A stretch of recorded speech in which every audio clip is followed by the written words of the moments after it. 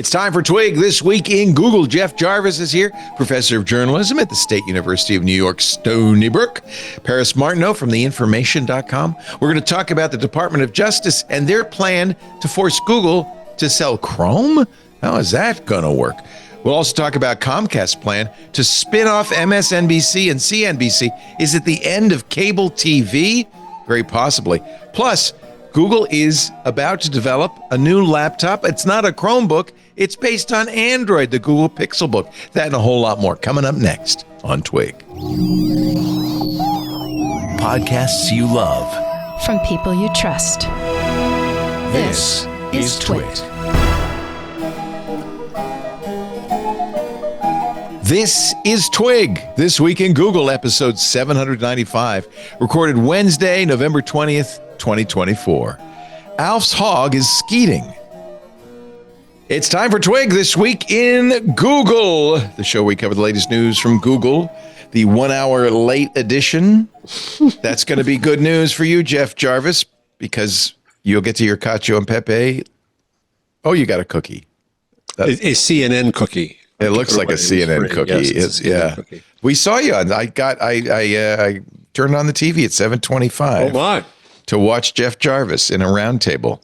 Far too political to play here. But. Yeah, and it's like, who cares anyway?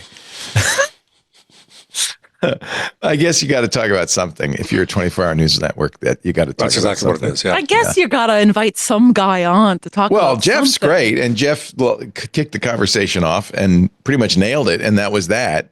But then they had to continue on for minutes and minutes. And they got to have the right and the left, and the guy. As somebody warned me, the people on the right, the guy in the cowboy hat warned me. The guy, two guys on the right, they're both trying out for the White House, so they're going to try to be as difficult as possible. One of them is just known for being difficult, Scott Jennings. So he sneers. Oh, Scott Jennings is so annoying. And then the guy in the cowboy hat's the requisite podcaster. Right. Yeah, Jeff, you don't count. You're not a podcaster. He was definitely a podcaster. Jeff, you should get a cowboy hat. You were clearly a professor in terms of the archetypes. As Jennings said, professor. Yeah, he did, professor. Yeah, he'd be sneered. He was a jerk. Yeah. Should have said you're a double professor as well as professor emeritus at the... Ladies and gentlemen, Jeff Jarvis, professor emeritus. Well done, John. At the Craig Newmark Graduate School of Journalism at the City University of New York. He is now, of course, at Montclair College and at the State University of New York at Stony Brook. So a couple of new professorial jobs. But of course, John was nervous about making that, and he did it perfectly with no warning. That was great. Yeah. Well, see, and the other thing, I told Jeff that if I didn't do it correctly, I would just walk away from the show. No, please. So there was a lot riding on that.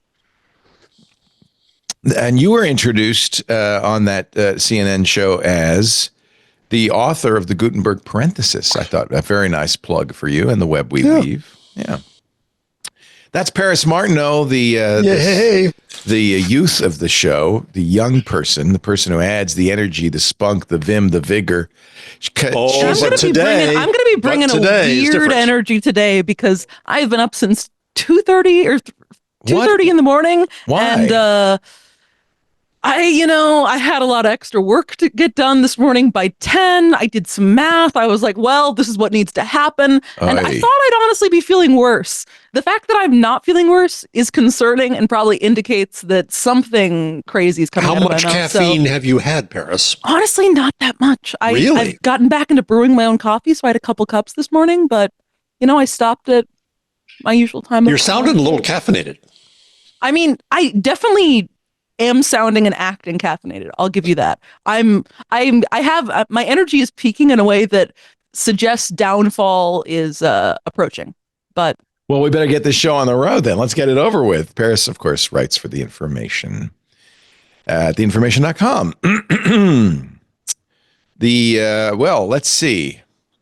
I think the most interesting story is the Department of Justice has apparently decided that the remedy they're going to pursue, remember, they won a court case. This is a case that began under the Trump administration, continued for 4 years under the Biden administration.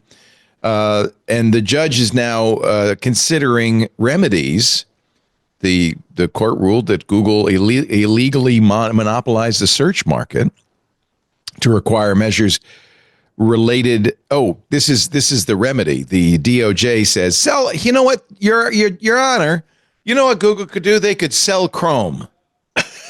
They could just sell it. And by the way, the Bloomberg folks say it's worth $20 billion. I'm not sure. To whom? Well, look, let's say some moron, Larry Ellison, comes along and says, here's $20 billion. What is he buying? Chrome is based on an open source browser that cannot be, it's there, right? Well, it's on GitHub. How would you monetize that? Well, you know, Google monetizes it quite well, but the way they do it is they pay $20 billion a year to Apple and hundreds of millions of dollars a year to Mozilla and Samsung. And by doing so, they encourage people to use Google search. And of course, most people do it through Chrome, which is about 60% of the browser market. So it's how they gather all the information about you. It's like telling GM, you can't sell steering wheels. The other thing is, it's so 2009, so EU.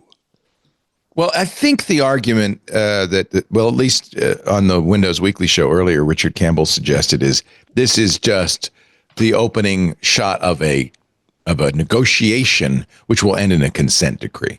But the DOJ is telling Google, hey, we're serious here. Google said, are they, what? Are they kidding? Lee Ann Mulholland, Google's vice president of regulatory affairs, says the Justice Department, quote, continues to push a radical agenda that goes far beyond the legal issues in this case. The government is putting its thumb on the scale in ways that would harm consumers, developers, and American, this is important, by the way, this phrase is important, American technological leadership at precisely the moment it is most needed. Why is that an important phrase? Because in 2 months, we're going to have a new president. Yeah. A new president, by the way, who Sundar Pichai of Google, of Alphabet, has been kissing up to. Who hasn't been? But everybody has been, because nobody's a fool. Mm-hmm. A president who did, in fact, under his administration, start this battle. But, you know, Elon Musk is now in the mix because he's got Doge. Vivek Ramaswamy is in the mix because he also has Doge. Because when you're talking Department of Government Efficiency, you got to have 2 people running it. That's the most efficient. That's the most efficient. Yeah. I really think that this is just the Justice Department trying to bring things to a close before January 20th. Don't you? Yeah, I think they're trying to do a lot before then. And there was another case today where Google's going to be under guidance, surveillance. We're going to be watching you, Google, and that struck me as they're trying a lot of regulatory things quickly. Yeah. I wonder what. Who was that? Was that the DOJ too? That was the. Or was it EU, or was it the? No, there was something else. No, it was something else. Where there's so many battles on so many fronts, isn't it? Did I put it in here? No. Anyway. I think it's silly to even worry about this. I think Google thinks it's silly to worry about it. Google reacts angrily to report it to have to sell Chrome. Google online. Oh, yeah, they were pissed off. No, I read Google's from the reaction. BBC of all places. A very unusual place to have reacts angrily in the headline. Yes, that's true. Well, putting their thumbs on the scale. But I think the most important thing is, and this is what Apple's going to say to President Trump. This is what Google's going to say is, we are American companies. This is where American innovation happens. If you put it, for Apple's worried about a tariff on Chinese parts of as much as 60%, which would add hundreds of dollars to the cost of an iPhone. They're going to say to them, all you're doing is helping Samsung. Do you want to do that, Mr. President? Right. What Google's going to say is, all you're doing is knocking down an American company. Now, we'll work with you on the real issues are things like censoring conservative ideas and things like that. By the way, Brendan Carr is going to get rid of Section 230 as quick as he possibly can. He can't. It's not under his authority. He's talking about all kinds of things. Congress has to do it. Yeah. He also can't regulate the internet as it stands now. It's not. I mean, Google's not under the FCC, right? But they're going to try to push that. Brendan Carr, I've heard that Google has already gotten letters from Carr about, what are you censoring? So the shots are across the bow already. He has vowed, Trump's pick for the FCC, this is BC Magazine, has vowed crackdown on big tech censorship. Let's put air quotes around the word censorship because it's also known as editing. I have to point out a really good piece by Cory Doctorow, in which he points out that these big tech companies, and you may not agree with this, Jeff, but he says have become so big that they are harmful to our country. They're corrupt. He says they need to be. He said he's in favor of this kind of regulation, but he says one of the things that happens with a corrupt presidency is they pick and choose which corruption to weed out. And you see that with Putin. Certainly the oligarchs are corrupt until you don't, support Putin, and then you're out the window. What does Musk think of Google? Do we have any idea? Well, Musk's funny because he was really pissed off at Apple because they stopped buying ads on X. But then Tim Cook invited him over and they had a cup of coffee and he went back saying, I love Apple. So Musk is somewhat like the president, in which the president-elect, because to whoever last talked to him, whoever was made nicest to him. So Musk definitely doesn't like OpenAI, doesn't like Google in terms of their AI stuff. He thinks they're moving too fast, too dangerously. Of course, he has his own AI. And fast. It's kind of like a kid in the back going, slow down. He wants to catch up. Wait, to your question, my colleague Aaron Wu last night reported that Musk joined the call between Trump and Sundar Pichai. When Sundar had called Trump to congratulate him, on the call with Trump was Elon Musk. And basically what Trump and Musk have alleged in all these conversations is, that they think Google is biased against conservatives and are going to crack down on it. So it is really interesting to see the way in which Elon Musk's influence is worming its way into every aspect of this. Wu writes, Musk's appearance took Pichai by surprise. Oh, hi, Elon. Hi, how are you? It's like a mom coming along on a date. Well, Musk's been going along on a lot of the president's calls, including to Vladimir Zelensky. Musk, this is Aaron Wu's reporting in The Information, recently criticized Google for what he believes is liberal bias and how the company presents search results. Remember his tweet about that? He says it was part of a massive far left censorship. Trump said the same thing. That's a good question. What will Musk's influence be? And B, what does Musk think? What does Trump think? Google should continue Sundar Pichai's no fool. Say exactly what they're saying. We're an American company. We're an American band, and we're forward in American innovations. The same thing Tim Cook did when of course Tim Cook is threatened by threats of Chinese tariffs of as much as 60%, which would add hundreds of dollars to the cost of the iPhone.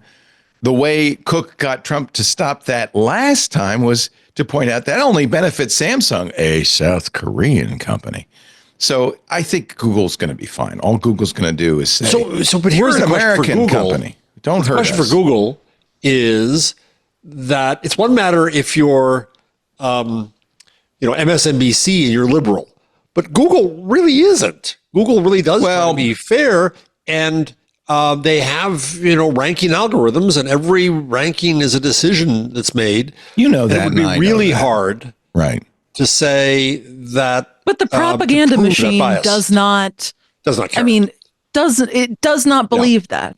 It's something, you can see if you read any of these extremely far right-wing websites, they argue that Google is incredibly biased against conservatives and propping up, for a while, Harris's campaign. And I'm sure there'll be some new target. And I do think that until you take care of that, but what does it mean to take care of problems are not going to stop. That's the issue is you can't take care of it. So they're going to be in the crap forever because the well is poisoned against them. Right. So you're in charge of search. Sundar comes and says, "Listen, we're not having this conversation, but just get us out of trouble. Make a little few adjustments." But remember, and that person's going to say, "To what?"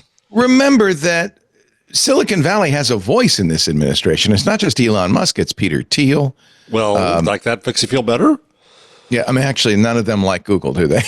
Right. That's. I do think that one thing Google could do to boost its relevance to Donald Trump specifically is if Sundar Pichai legally changed his name to Mr. Google. I do think that would make a difference. Sundar Google. Next to Tim Apple, and then because if I don't even think Sundar Google, because if Trump's having a hard time with Tim Cook, just Mr. Google. He probably just needs to have Mr. Google. He's got to get rid of his first name, and he could solve a lot of problems for him. Is that an Indian name, Sundar? Is that an Indian name? They call me the sun god. How's that? No. Could be good. More recently, this is Aaron Wu's reporting also, Trump has appeared more favorable to Google, saying that Google was treating him much better. Remember that? Yeah. In October, Trump told Joe Rogan, Sundar Pichai called him to say Trump's recent appearance at McDonald's was one of the biggest things we've had on Google. Nice job, Sundar. Oh, well done. Are one of the... Yeah. He also said in October, Trump said he would not break up Google if he won the election because China's afraid of Google. Yeah. Yeah. I think that the breakup stuff can go away. I think we're going to have... Here's the problem. It's unknown, right? Yeah. And that's the thing that's so difficult. Uncertain, right. It's uncertain. I mean, it's ridiculous. And I think this has something to do with why the Biden administration's Department of Justice says, well, you're going to have to sell Chrome. They know that this January 20th is 2 months away. You can say whatever you want for the next 2 months. Yeah. So Google stock is down 1.25% today. That's the stock market's a little skittish. The stock market's down. Yeah. Amazon's down just under 1%. So nothing awful. By the way, it's way down. Yeah. Well, 22%. The Consumer Financial Protection Bureau. That's the one. Thank you. Wants to place Google under federal supervision. Leo, this makes no sense. Google is not a bank. But they have Google Wallet. What's the wallet do to anything? How is there anything in financial products? Google Pay. This is from the Washington Post, where democracy dies in darkness. The exact scope of the CFPB's concerns with Google's financial products is not clear.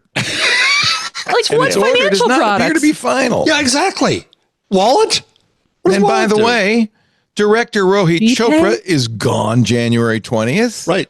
So, this is why, I mean, I don't know what's going to happen. It might, it's unpredictable because there's so many different factors into this. I mean, just look at the cabinet appointments. It's not predictable at this point.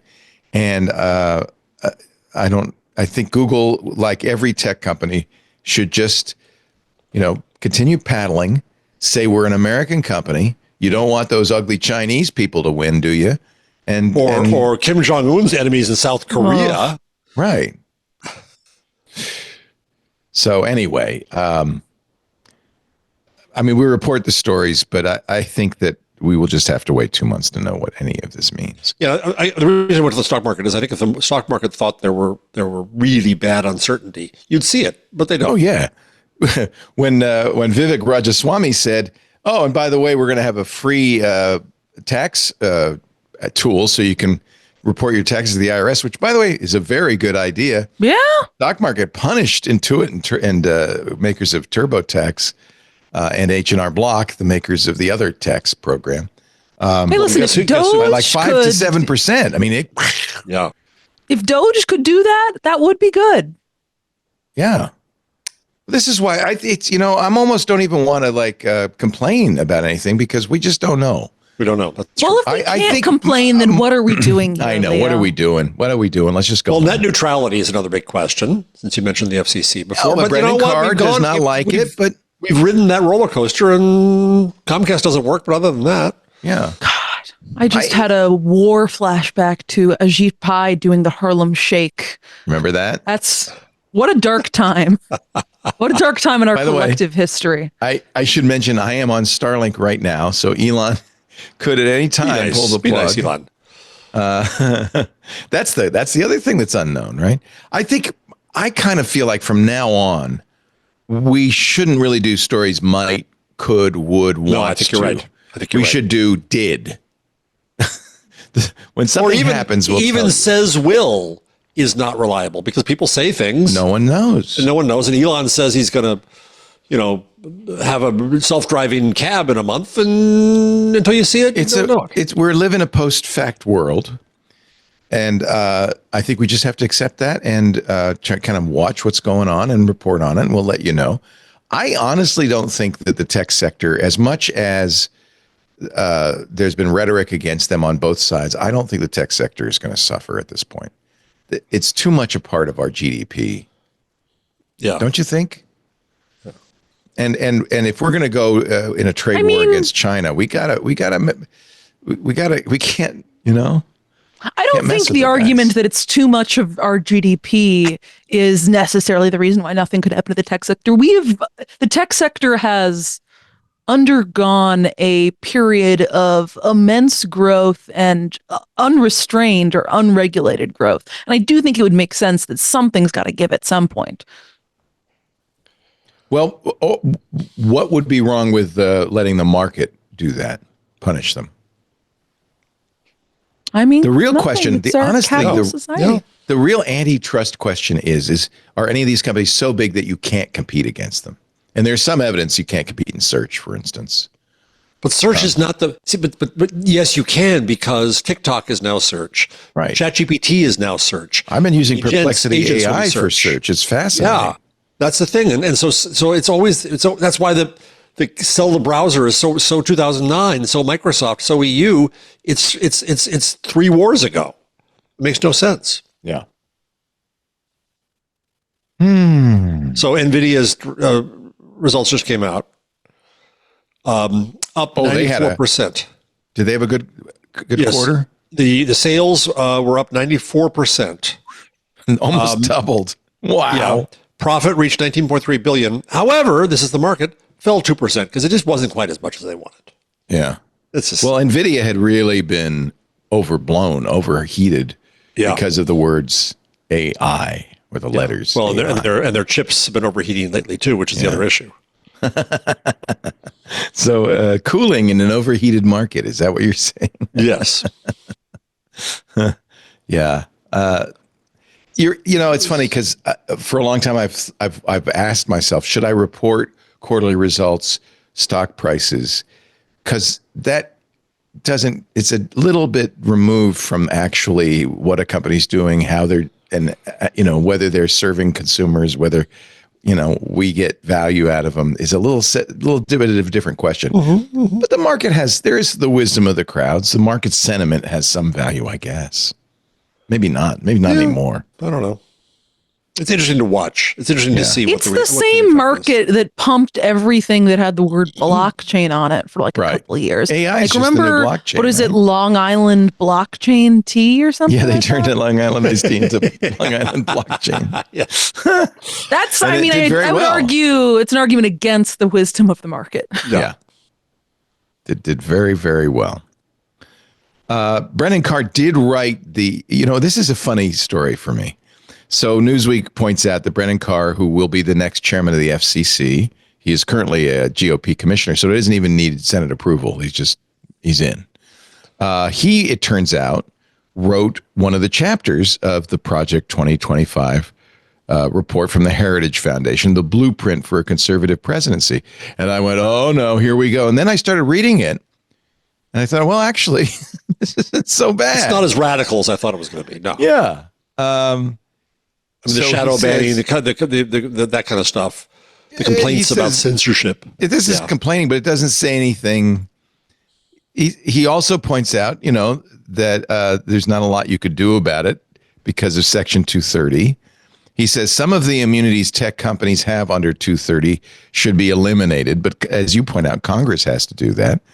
Tech companies should be regulated further although, Chevron deference maybe means that they won't be able to regulate them to ensure that users are not being discriminated against. This is the part I agreed with, in part, by making the companies offer a transparent appeals process for users to challenge their accounts being banned or demonetized. What's wrong with that? It's not saying they can't demonetize or ban. It's just saying that there has to be an appeals process and it has to be transparent. I think that's good. He also supports banning TikTok.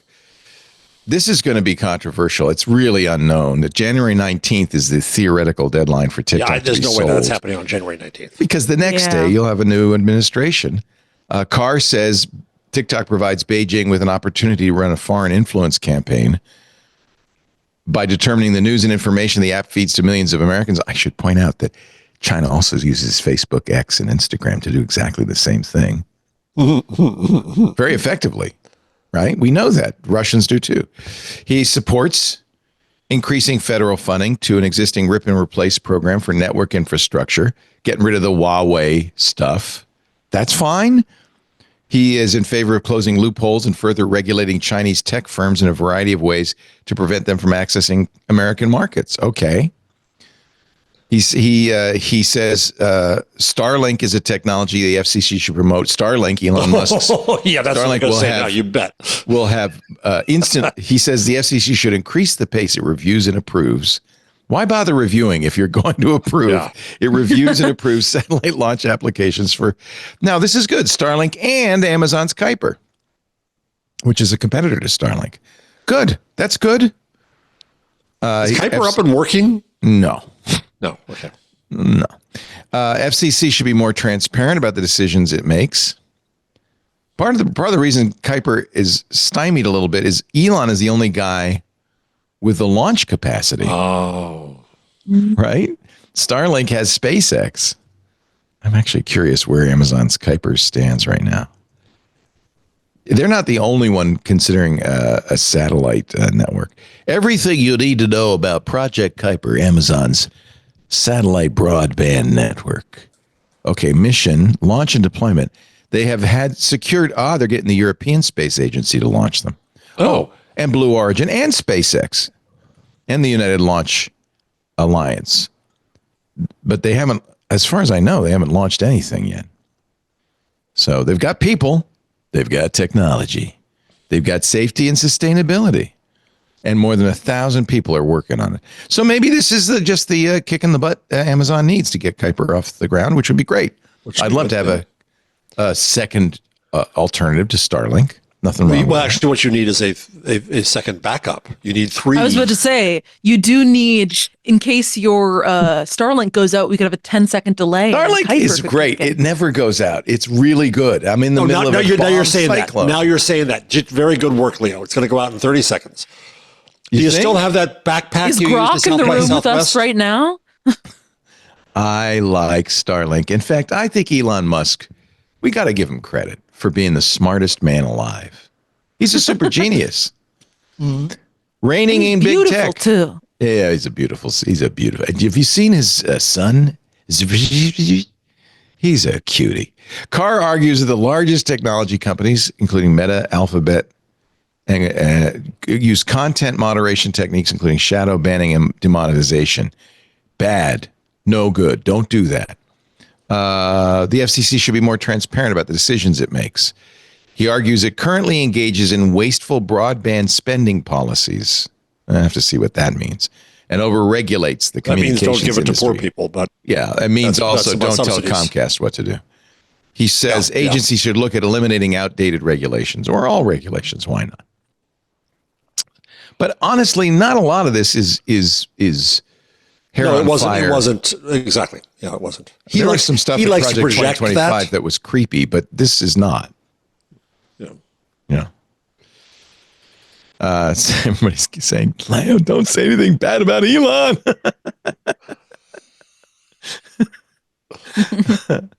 I said he was a super genius. He can hear me. I would disagree. By the way, the communications industry is not overregulated. If anything, we've given a duopoly to the cable companies of America and the phone companies, the cell phone companies. That's net neutrality. That's the belief that if we just let them go, let them do what they want. The market will fix it all. There, Paris has now installed the pod on her back, and she's like good capital. All right, let's take a little break. I honestly, I am neutral. I am Leo net neutrality. Neutral. I am net neutral. I'm going to watch and there's other issues in the world, but I wouldn't say that tech is on the forefront of any issues. Yeah.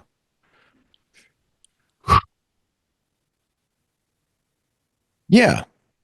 I think you're right. I think you're Just right. a long pause. I thought that was a break. I'm looking at the Discord and all of the stuff that our producer John Ashley's putting there, trying to get me taken down. Yeah, he is. John, trying to get me taken down. He wants us to turn off Starlink. John Ashley. We should yassify these photos of Elon Musk. Someone do that, please. What does that mean, yassify? We've been over this before. Yes. It's an aid. It's like a face filter that makes them look like beautiful Squidward, kind of. Sorry, I forget all the young people. All the hip young terms. Listen, I've got a really good Bluesky term. I'll teach you about. Good. The show When we come back, Bluesky's bigger than ever. Yeah, when we're loving it, It's Paris true. and I are loving. Are you loving it? We're Bluesky's got the juice. I'm thinking about changing my lower third to my Bluesky. OMG. You've got if you do that, you've got to update your Bluesky handle to a domain, Jeff. I do. Yes, right. Don't And do vote, it yet. vote now, everybody. Which domain do you want? So should I use? Should I use? And Jeff domains Jarvis? are your handle on Bluesky, to be clear. So do I use jeffjarvis.com or buzzmachine.com? What do you think? Kind of fun. jeffjarvis.com. Is And Buzz did Machine you look at what Microblog? you are? I told you to look at Microblog. Yeah, I haven't yet. It's lazy. your posse solution, your post once syndicate everywhere solution. You have Jeff. I You can want move to post on jeffjarvis.com. every site. It posts to Blue Sky. It doesn't post to Twitter because they turned off the API, right? But posts to everything else: Threads, Blue Sky, Mastodon. It's the best way to do it. What was the name again?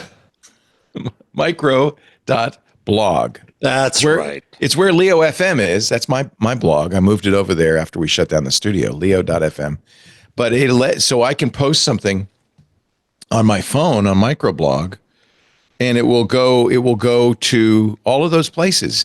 So it becomes your little. Sounds like a macro blog.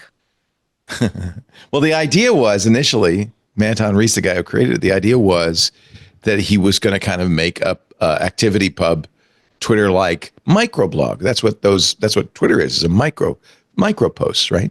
But it's grown over the years. He's been doing that for about 7 years, and it's grown into something with so many capabilities. It's really good.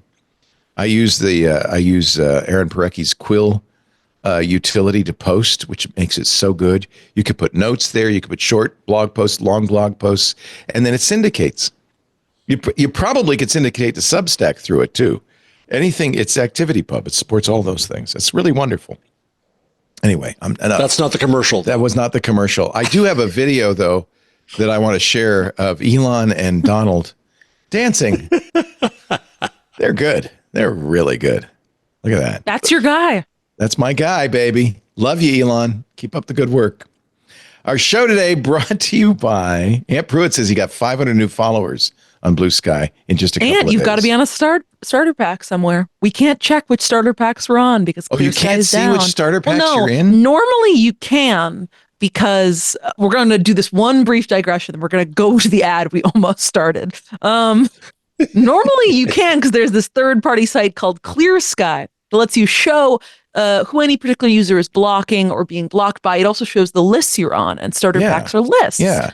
But Blue Sky has had too many signups over the last couple of weeks, so Clear Sky has been busted and down because it's run by just some dude. So we talked about this a little bit on. Let's hold that thought because I do want to talk. We'll talk about Blue Sky when we come back. How about that? Yes. You're watching This Week in Google. It's going to be a really short show today. I just want to let you know because we started an hour late and Jeff Jarvis has to get his cacio. Don't blame it on me. Hey, Pepe. I haven't had anything to eat either. I'm living I have to go to bed. coffee and fumes, just like Paris Martineau. How many times are we going to start this ad?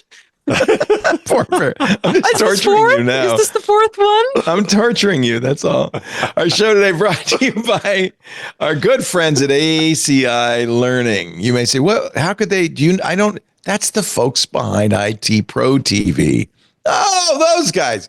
Binge-worthy video on demand IT and cybersecurity training. And trust me, it's the best training anywhere. With IT Pro, now there are a couple of reasons you might want to use it. If you're an individual who wants to get into IT, or you're already in IT and you want to add to your skill base, or you're a company that has an IT team that you want to upskill, it's just a win all around. With IT Pro, you'll get certification ready with access to their full video library. It is growing all the time. Now, 7,250 hours of training. 7,250 hours of training. You can also get a premium training plan, which I would recommend because that gives you access to practice tests, which is fantastic. If you're preparing for a certification test, you can take the exam before you pay for it. Make sure you're ready. It gives you the confidence that I know this stuff. I can do it. And it really helps your score a big time. There's also virtual labs, which have some really nice, you don't even have to have a Windows machine. You could do this in any browser. You can set up a Windows server, Windows clients, do the whole thing. You break it, no big deal. You close the tab, you start over. It's great for MSPs too, because you can set up a system and try software before you install it on your customers' machines. Really nice. Those virtual labs are fantastic. IT Pro from ACI Learning. They make training fun. All the videos are produced in an engaging talk show format. They have a chat room going in the background, just like we do. And their trainers are experts in the field, working professionals. But it's more than just that. More than just that they have the knowledge. They have the passion. They love this stuff. And their passion for it passes along to you. It makes you enjoy what you're learning. They call it edutaining. Take your IT or cyber career to the next level. Be bold, train smart with ACI Learning. Now, you want to know more? Visit info.acilearning.com/twit, and please use that whole URL so that they know you saw it here. info.acilearning.com/twit. There is a brand new offer code, TWIT100. TWIT100. Use that at checkout. You'll save 30% on your first year. That's a huge savings of the IT Pro annual training plans. That's info.acilearning.com/twit. The offer code TWIT100. Thank you, ACI Learning, a great partner. They have been for many years for all of our shows. Blue skies. So we talked about this a little bit on TWiT. Alex Kantrowitz was on. He's the host of the Big Technology podcast, the Big Technology Substack newsletter. He's written books about big technology. He thinks, and I'm not sure he's wrong, that it's just like Clubhouse, for instance, where there's this huge adoption curve. People move there, they get excited about it, they post for a while, and then they just go, yeah, bye-bye. Do you think that that's what's happening with Bluesky? It's going to have Clubhouse. I'm trying to remember Clubhouse. That was during COVID. You would call in. The audio one. See, that was where Andreessen got mad at people. Was that the place? Yeah. It was, but remember how hot it was, and everybody did it. To them, it was. Wait, it was hot because everyone was stuck at home alone and missed the sound of voices that were not their own or their partners. Clubhouse was hot for a very specific reason, and it was you wanted to feel like you were in a room with other people, and it gave you that experience through the audio format. I think Bluesky has the juice, and I think it has the juice because I don't know. One, I found engagement there already to just be way higher than Twitter, where I have significantly more followers. But two, and I think we've talked about this before, I think the thing that Bluesky has that other platforms are lacking is starter packs, which is kind of a community-based like list feature where, you could go on there and follow the TWiT starter pack or subscribe to it, which means you automatically follow everybody who's a podcast host on TWiT. And that feature where you can easily build a network of high quality kind of customizable themed accounts to follow, I think is going to do I mean, it's part of the reason why the platform is taking off like it is, because that's a problem Twitter had for a long time, that, new users wouldn't really know how to get into it. Yeah. I do think that the feature set that they built into it is really good. There's missing things. Yeah. Including one of the most important things from my point of view and Cory Doctorow's point of view, federation, right? I mean, it's getting there. It's they've small been saying but that for 92. years. They're damn busy right now. Yeah. Well, Leo, they, suddenly have 200 million users. I think they're a team of what, like 20? They were not, the platform has grown at such a rapid pace that they were overwhelmed. There was a period of time where Bluesky was in beta, not because they were trying to do some mysterious thing, but because they could not handle a rapid influx of users. And the beta expanded so quickly that they had to slow things down.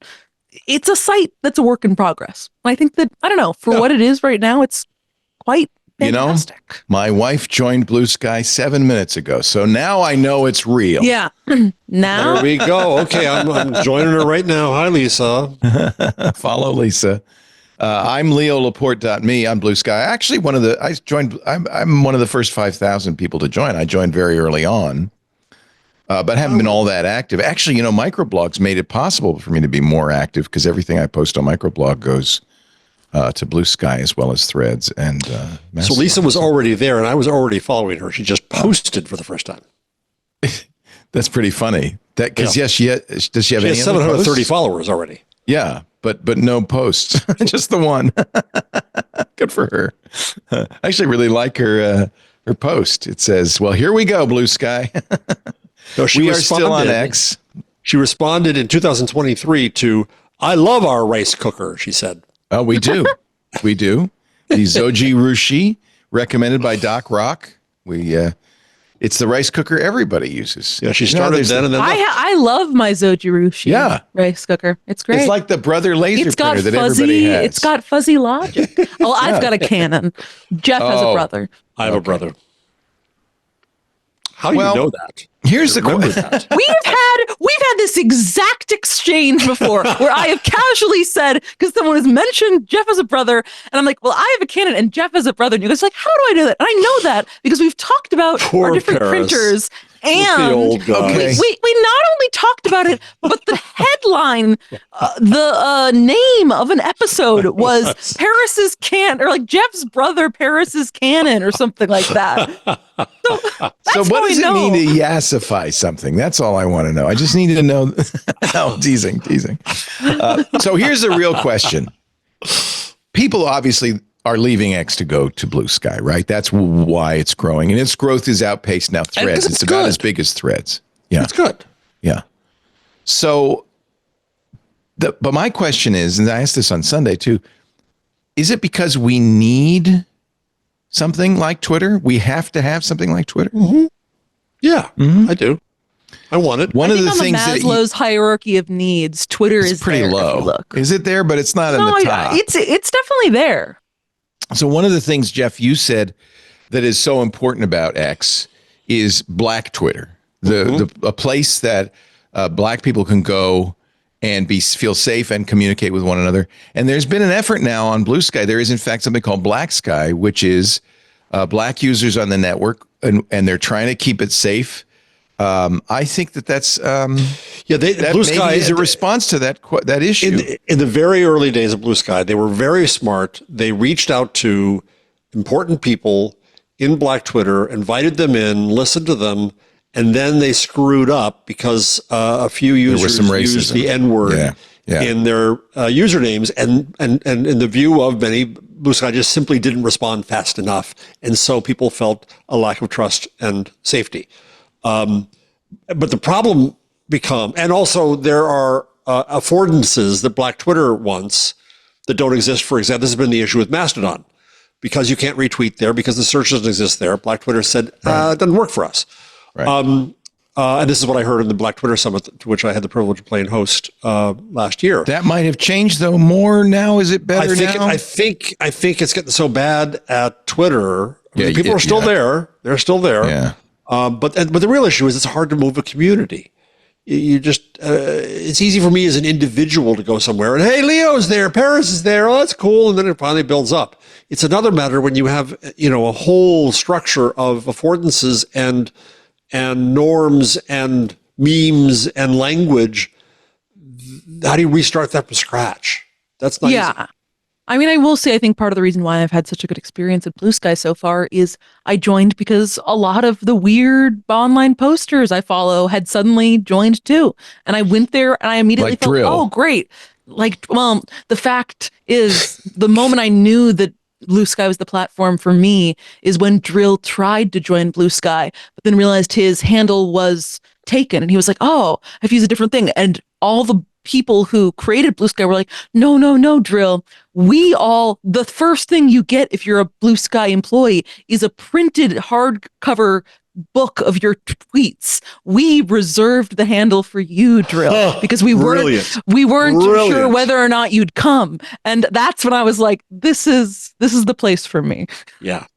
And Mike Masnick's on the board now, and he'll be Mike's on the board. That's great. So tell people why Drill is so important.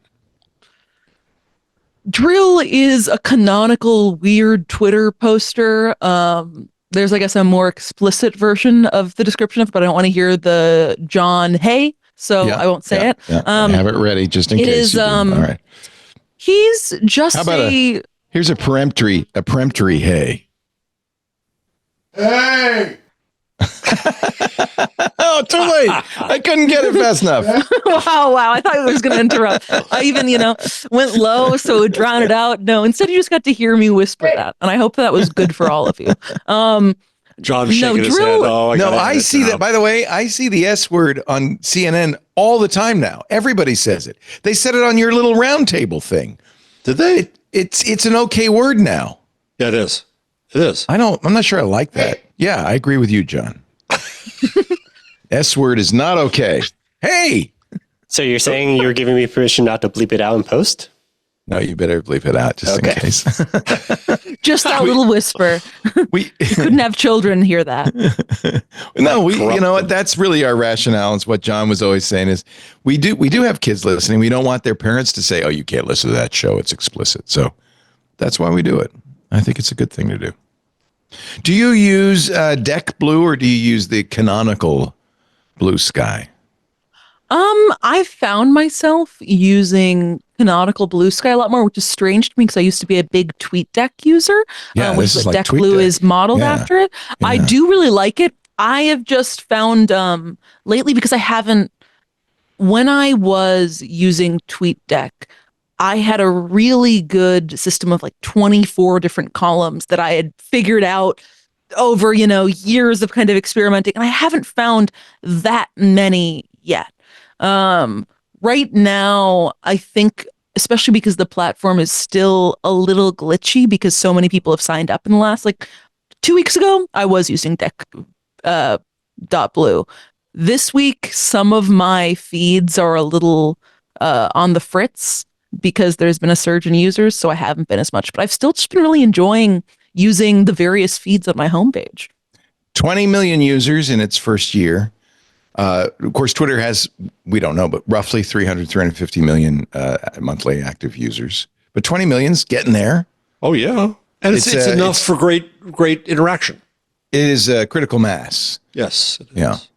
I'm going to steal from my pick of the week, one of them, which is a post, one titled Blue Sky's the Juice, Threads does not, but SimilarWeb did a kind of analysis of active users. Specifically, they were kind of looking at, the surge in interest that Blue Sky has gotten. And what they found is that Blue Sky daily active user numbers have now overtaken Threads, which I mean, low bar. But I do think it's kind of interesting. Threads had a huge advantage because everybody with an Instagram account has a Threads account. And Threads a lot of people were just kind of migrated over. Yeah. And I do think it is like a very interesting tech story as to how Mark Zuckerberg and just Meta et al. Totally screwed themselves on Threads. They had everything set up for it to be the new Twitter.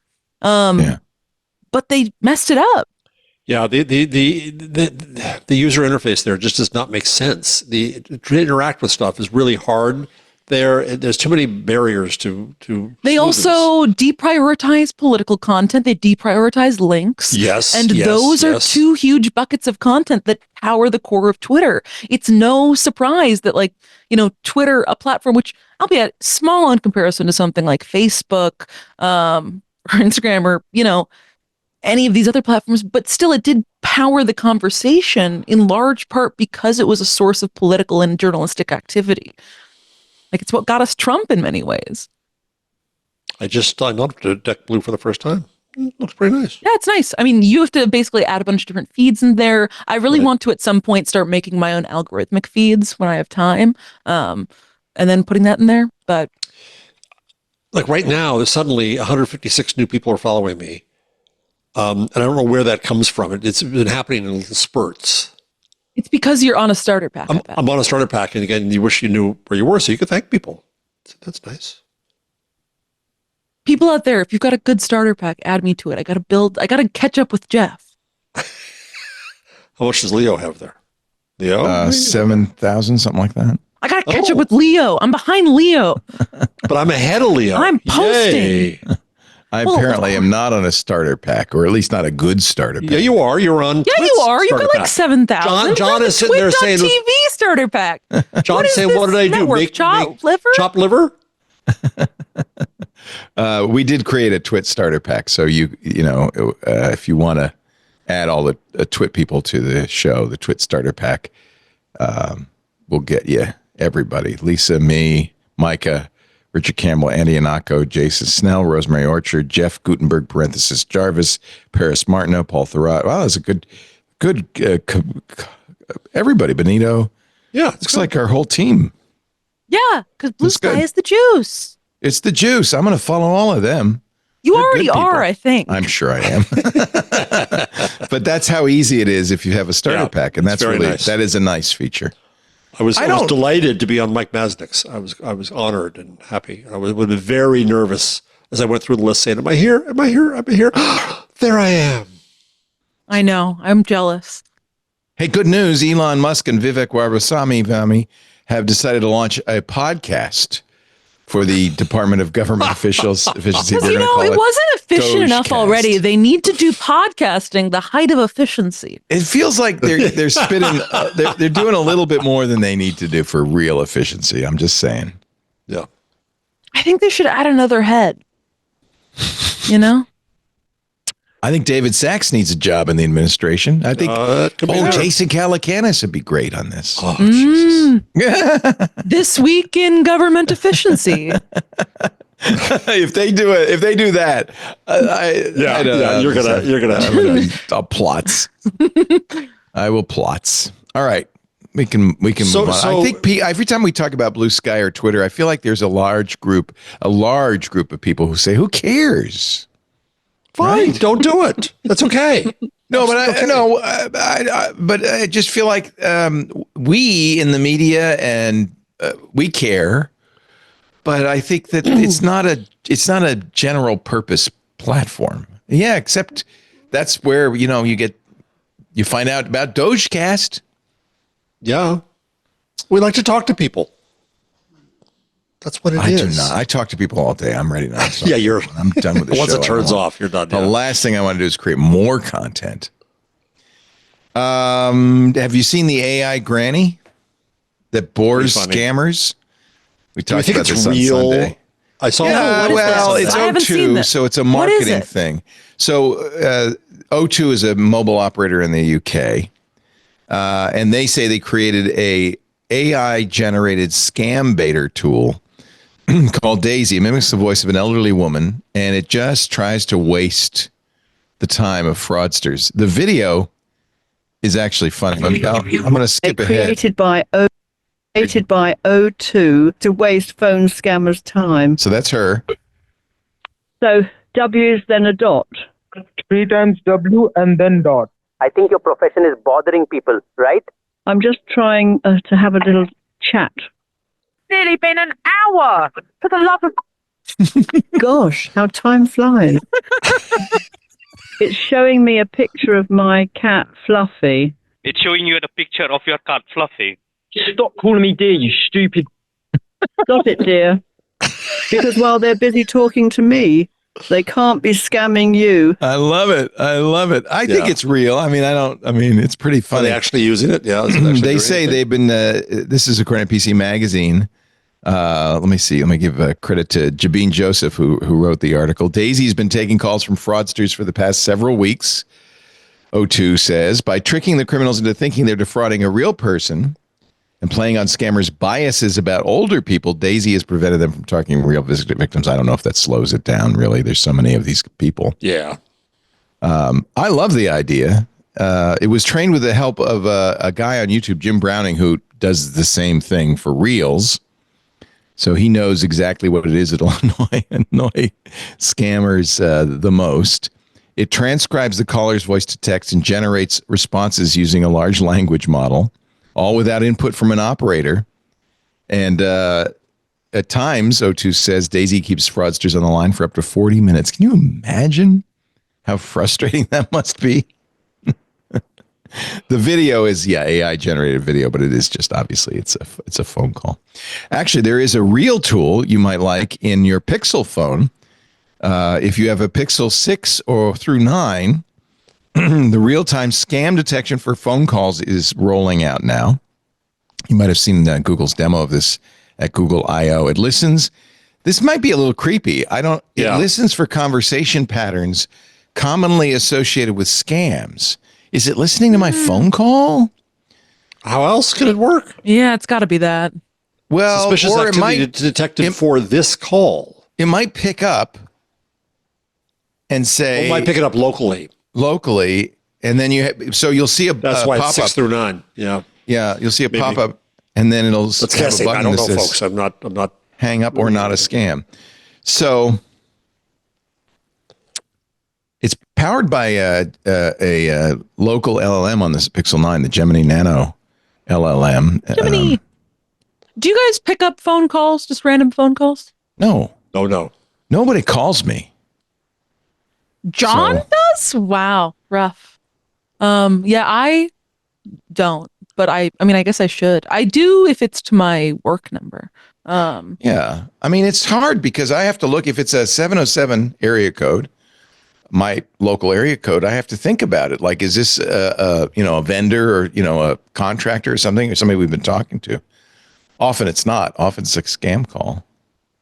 So we still have our fabled landline. And you do? Worthless. I have it. How? How do you have it? Do you use it to yassify people? Oh, it's attached to your printer. That's cute. It is, isn't it? You have it for an alarm system? Is that why you have it? No, we just kind of haven't gotten rid of it. You never got rid of it. See, every time I move, I get rid of it. I mean, it's been a long time since I've had a landline. We had one maybe 10 years ago because the burglar alarm needed it. Right. But now they use cell, so that doesn't need that anymore. Or they use my dad recently let me know that he switched the landline to an eSIM on his phone, and I was really proud of him for that. Ooh, good. Yeah, So it used to be just young people. If power went out, then that would still work. Yeah. But of course, now I have FiOS, so it's on that. Yeah, doesn't matter. I told my mom that ages ago. I said, Mom, keep your landline because it's powered by the central switching network, not by your AC. So if the power goes out, you can still make an emergency call if there's a hurricane or a snowstorm and the power goes out. But she didn't really understand that. And when she got, when Cox came in and gave her, just like you, Jeff, gave her VoIP phone calling, she didn't understand that. And the problem is a lot of times Verizon does this. They'll cut the copper. They'll say, you don't need that anymore, which means you can't have a copper-based landline. Oh, yeah, no, absolutely not. But I finally got a UPS, two of them for my router. They're supposed to put one in when you have phone service through a internet What provider. Is that? Uninterruptible power a battery. Source. A battery. Oh, so now for my router and my fiber intake, I have two of them. So if the power goes out and I have a generator, it picks up and I have no interruption of service. I really think we're close to no more phone calls at all. It's like cash, right? I think we're close to the end. We are in the cut. We're in the transitional phone period. calls are good. Actually, this is a person who used to hate phone calls. It's annoying to have to type back and forth in Slack about something. I will just be like, can I call you? You know, it's so funny. I think your generation, the younger generation, is now swinging the pendulum swinging. No, my daughter's the same way. I definitely am an outlier. I don't want to text anymore. I just want a phone call. I'm not going to call you. What are you talking about? I mean, no, that is true. And I feel like in my generation, people are really into voice memos, which is what we call friend podcasts, where, you know, if you've got something to tell the group, a friend podcast, if you've got something to tell the group that's maybe going to take a couple paragraphs, instead you'll pull out voice memo, you'll do a brief friend podcast. If it goes on for a couple minutes, you'll do a second one. And then it's nice because everybody gets to read your little transcript and make fun of whatever things it gets wrong. Jeff, that's another thing you'll like about microblog. You can do that. You can leave little voice recordings and it makes it a podcast. So you could do Jeff's, you know, shower thoughts. Like I'm not on enough podcasts. Yeah. Just do shower thoughts. Paris, I want to know, be honest, how often do you stop listening before the friend cast is over? Well, so it's an interesting question because Hi, Paris. I will. This is Joanne. Well, if it's a one-to-one, you won't believe what happened to me today. Sorry. So I will go and look at the little transcript, and if it's like short and I can kind of get the gist, I will usually just like read that instead of listening to it. But I will say this is changing. A key thing. There's a text version of it you can read. Have you never sent a voice memo? No, you don't text. It just automatically transcribes it. So you can read listen to the transcript, and which it's great. Is so much but faster. it's usually not. I mean, sometimes it's like a good yarn someone's telling, and you want to listen for the highs and lows. You won't at the table. believe what happened. Like your father and I were in Brazil for a wedding, and they thought he was a movie star. One of the best little voice memos, a mini friend podcast, you might say, I'd ever received from the skee ball chat is our skee ball captain had RSV and had lost her voice. And she woke up one day and was like, I sound like Roz from Monsters, Inc. And to prove it, she just sent a voice memo of her going, Mike Wazowski in her normal voice, but it sounded exactly like it. And so this just set off every single person doing their best Roz impression, and it was delightful. God. Yeah, that's good. Can't get that over text. That needs sound. Yeah. Right. Yeah. Right. All right. I think that you have found a new medium. Mm-hmm. Do they do when they do friend podcasts? Is it to multiple people? So it's not just to you. It could be to everybody. It's usually in a group chat. I think it's frankly, me personally, I think it's rude to send a voice memo to a single person. It's like, if we're texting, text me or call me. Yeah. Like, you're don't not make me saying, listen. but if it is a group chat with like 10 people and you got to communicate something, you don't want to take it up a lot of space in the group chat with a bunch of texts, you could just record a short 2-minute message and then we'll read it at our leisure. I will say my opinion towards longer messages has changed because up until maybe the last iOS update or the one before that, Apple just clearly had never thought about the voice memo feature for more than a second, because if you so much as glanced at your phone the wrong way, it would stop playing and start at the beginning. Like you had to keep the screen open and like active, like not dimmed, or else it would start over, and it was awful. Now you can like listen to it while doing other stuff. It's lovely. Highly recommend sending a little voice memo to your friends. Well, we've learned something. I think we've all learned something. Yeah, we really have. Leo, I'm hoping that maybe Paris doesn't have enough of us, that we could find ourselves in the three of us in a little voice chat society. Wouldn't that be nice? We just don't spend enough hours every week talking to each other. Exactly. Nope, not gonna do it. Nope. Wouldn't it be funny if I called in and said, hi guys, I just wanted to mention that this Friendcast is brought to you by US Cloud, the #1 Microsoft unified support. Actually, might as well do the ad. Let's do it. I was about to say. Yeah. This Friendcast is brought to you by US Cloud, the #1 Microsoft unified support replacement. Actually, I would call you and tell you about this, because if you're paying for Microsoft Enterprise support, you're just paying too much. US Cloud is the global leader in third-party Microsoft Enterprise support, and some of the biggest companies in the world use it. 50 of the Fortune 500 have switched to U.S. Cloud. If you switch to U.S. Cloud, you could save your business 30 to 50% on a true comparable replacement for Microsoft Unified Support. Actually, they said comparable. I think that's doing them a disservice. I think they're better. They're faster, smarter, and less expensive. I tried to convince them to make that their slogan, but they wouldn't do it. These guys are great. U.S. Cloud supports the entire Microsoft stack 24/7, 365 days a year.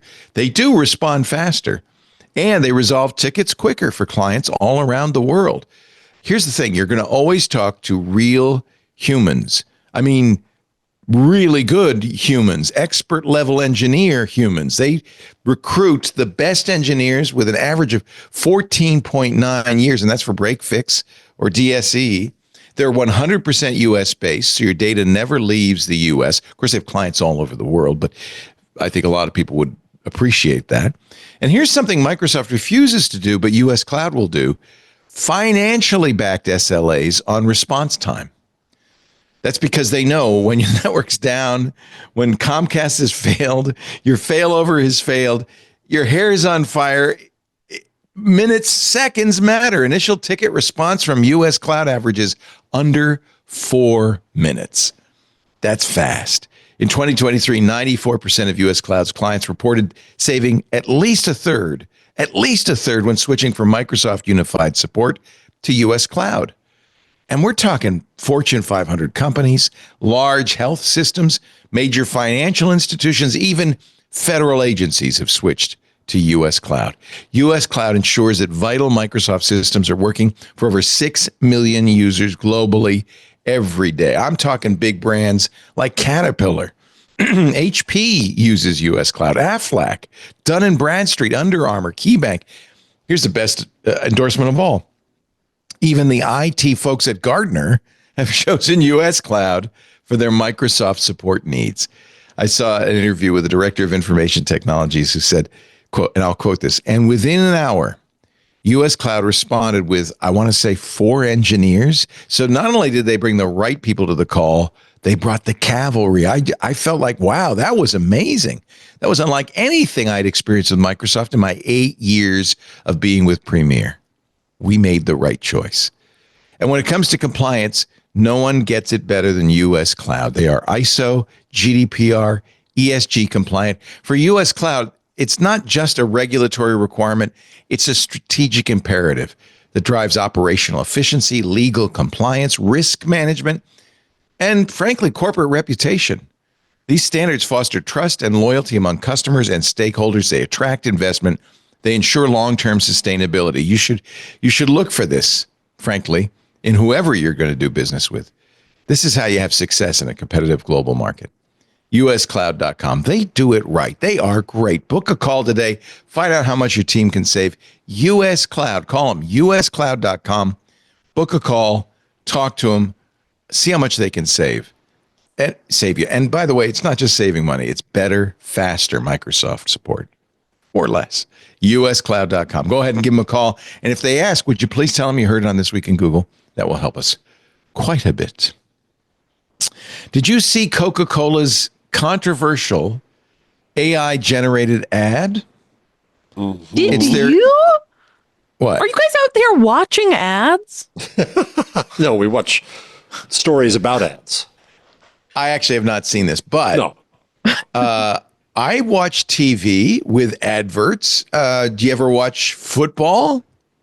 No, what's that? No. That's pretty much where I get my ad content every week. The NFL has a lot of ads, and they're usually the better ads.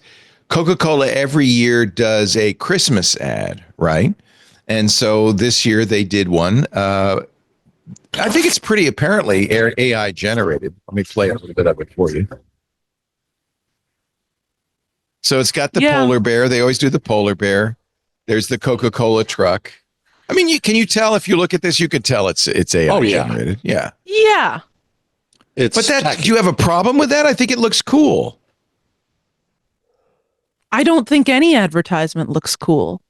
I look at this with the same disdain that I would. But the holiday magic is coming, Paris. The holiday magic of Coca-Cola?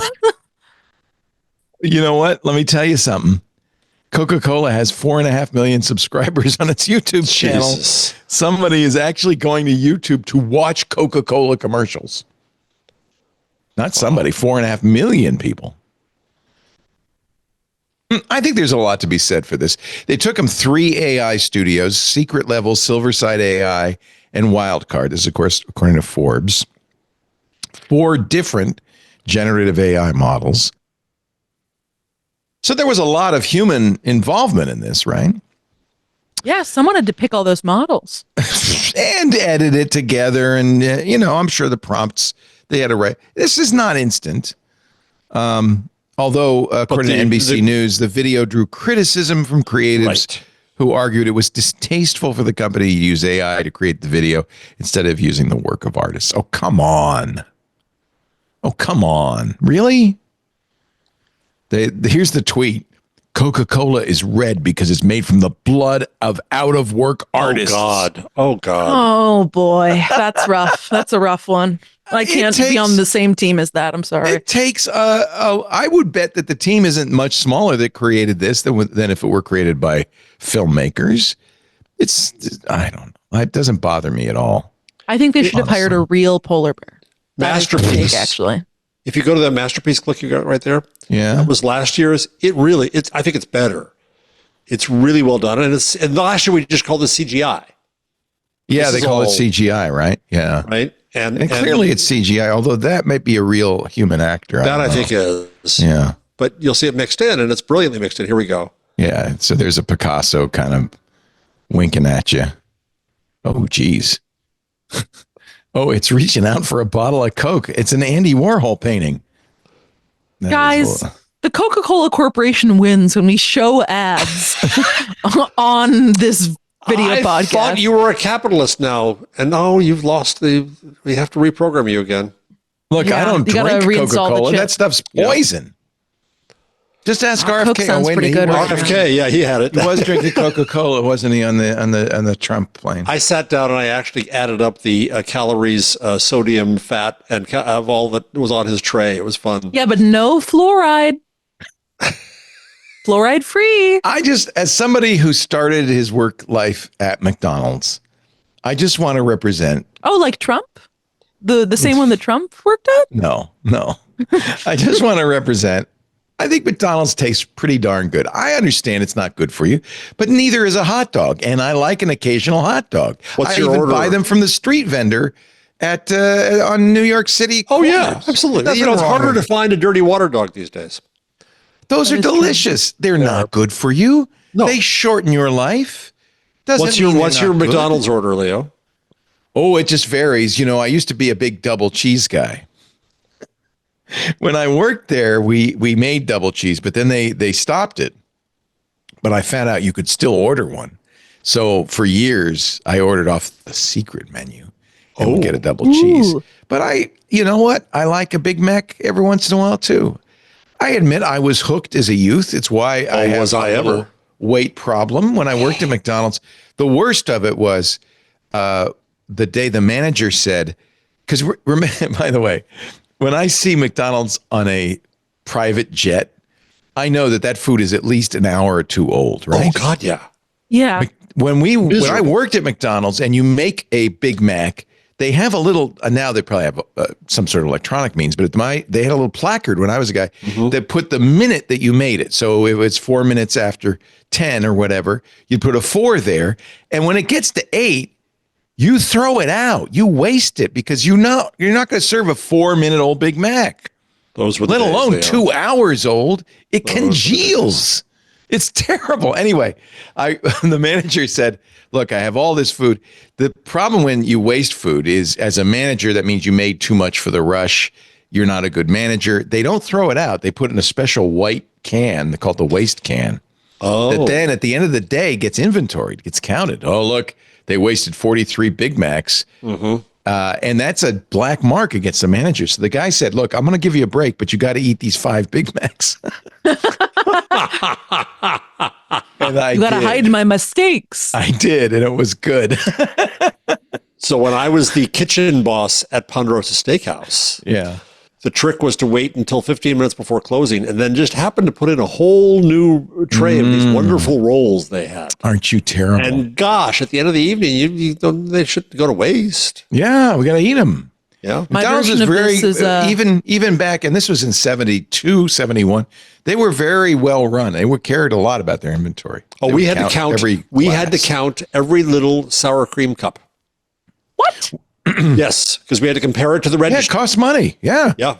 That's 3 cents. No, they used to tell us that every packet, every ketchup packet is 2 cents. You don't give them a handful of ketchups. You give them 2 ketchups. I learned, Paris, that when you bring the steak off and put it on the metal tray on the ridiculous wooden thing, and you're waiting there, and mushroom sauce is available. It's awful, just terrible. Oh yeah. You never said you want mushroom sauce. No. You have the steak here. You have it down. You are ready to pour the mushroom sauce. Mushroom sauce? And then they'll usually say yes. And you put it on. That'd be another 15 cents added onto the bill. Oh, you charge them Gotta for save it. that. Oh, yeah. That mushroom sauce ain't free, buddy. Oh, yeah. Like the sour cream. I think you only got 2 butter pats free. With the worst thing is, damn. At one point, we must have had a manager who cared about the planet back in the 70s. Remember Earth Day started then. And he said, look, we got all these wasted burgers in our waste can. And he contacted the local ASPCA, the dog pound, and said, look, we got all these great burgers. Would you like some? And they said, no, there's not enough protein in them. I was going to say, yeah. We can't feed them to the dogs. Probably bad for the dogs. It's bad for the dogs. But it is, look, I'm not going to knock it because it is delicious. It is. And Paris, did you ever work in the food service industry? I did. I worked at a Starbucks. I also worked at a go. 24-hour donut place. And my version of this is at Starbucks. At the end of the night, you'd have to clean out the pastry case of all the kind of expiring pastries. Or there was a time when Starbucks pastry cases would be actually full of the pastries you would have out for people to order that day. I think now they've gotten rid of that because it did result in a lot of waste. But you're supposed to crush them up and throw them in the garbage. I would just get a bag and put them in the bag and then take a giant bag of pastries home every night. And it was delicious. And by the way, I don't think they actually expire because there are so many preservatives at those things. Definitely. They definitely do not expire. Some of the bread related stuff might get a bit crunchy after a couple of days, but yeah. If you did watch ads on the NFL, you might have noticed a rather large number of ads from Instagram saying now you could have a fresh start. What does that say to you when Instagram says you could have a fresh start? I think I've been spoiled. Yeah. They let you reset their recommendations. Exactly. You can. They're testing a feature that will, I guess it's a big test because it's in the ads in the NFL, that will allow users to reset the algorithmic suggestions that power the feed. They said it's a test, but it must have rolled out globally unless they know who's watching. Maybe they really know who's watching and they say, oh, Leo, you've already got this. Let me see. I want to reset. Where would I do that? Edit profile. You want to get rid of all the weird, sexy women they recommend you? And Leo, I don't know why they think I want to see women in bikinis. I've women never in bikinis and tech products that you'll buy and use once and never again. They could never have figured that out. Have I told you about my Instagram chewing gum? What? No. Yeah. It's remineralizing. It's good for your teeth. What does it mean to mineralize? What does that mean? I don't know. It sounds like you're putting oil on your teeth. I know. What's that? Oh, you're such a schmuck. You got to wax them. This is not, by the way, the setting to personalize ad preferences. This is separate. It doesn't, Meta says it doesn't delete any of your data from the app. We still have all your data, or change how we serve you ads. They say this is for teens to bring safety to all users.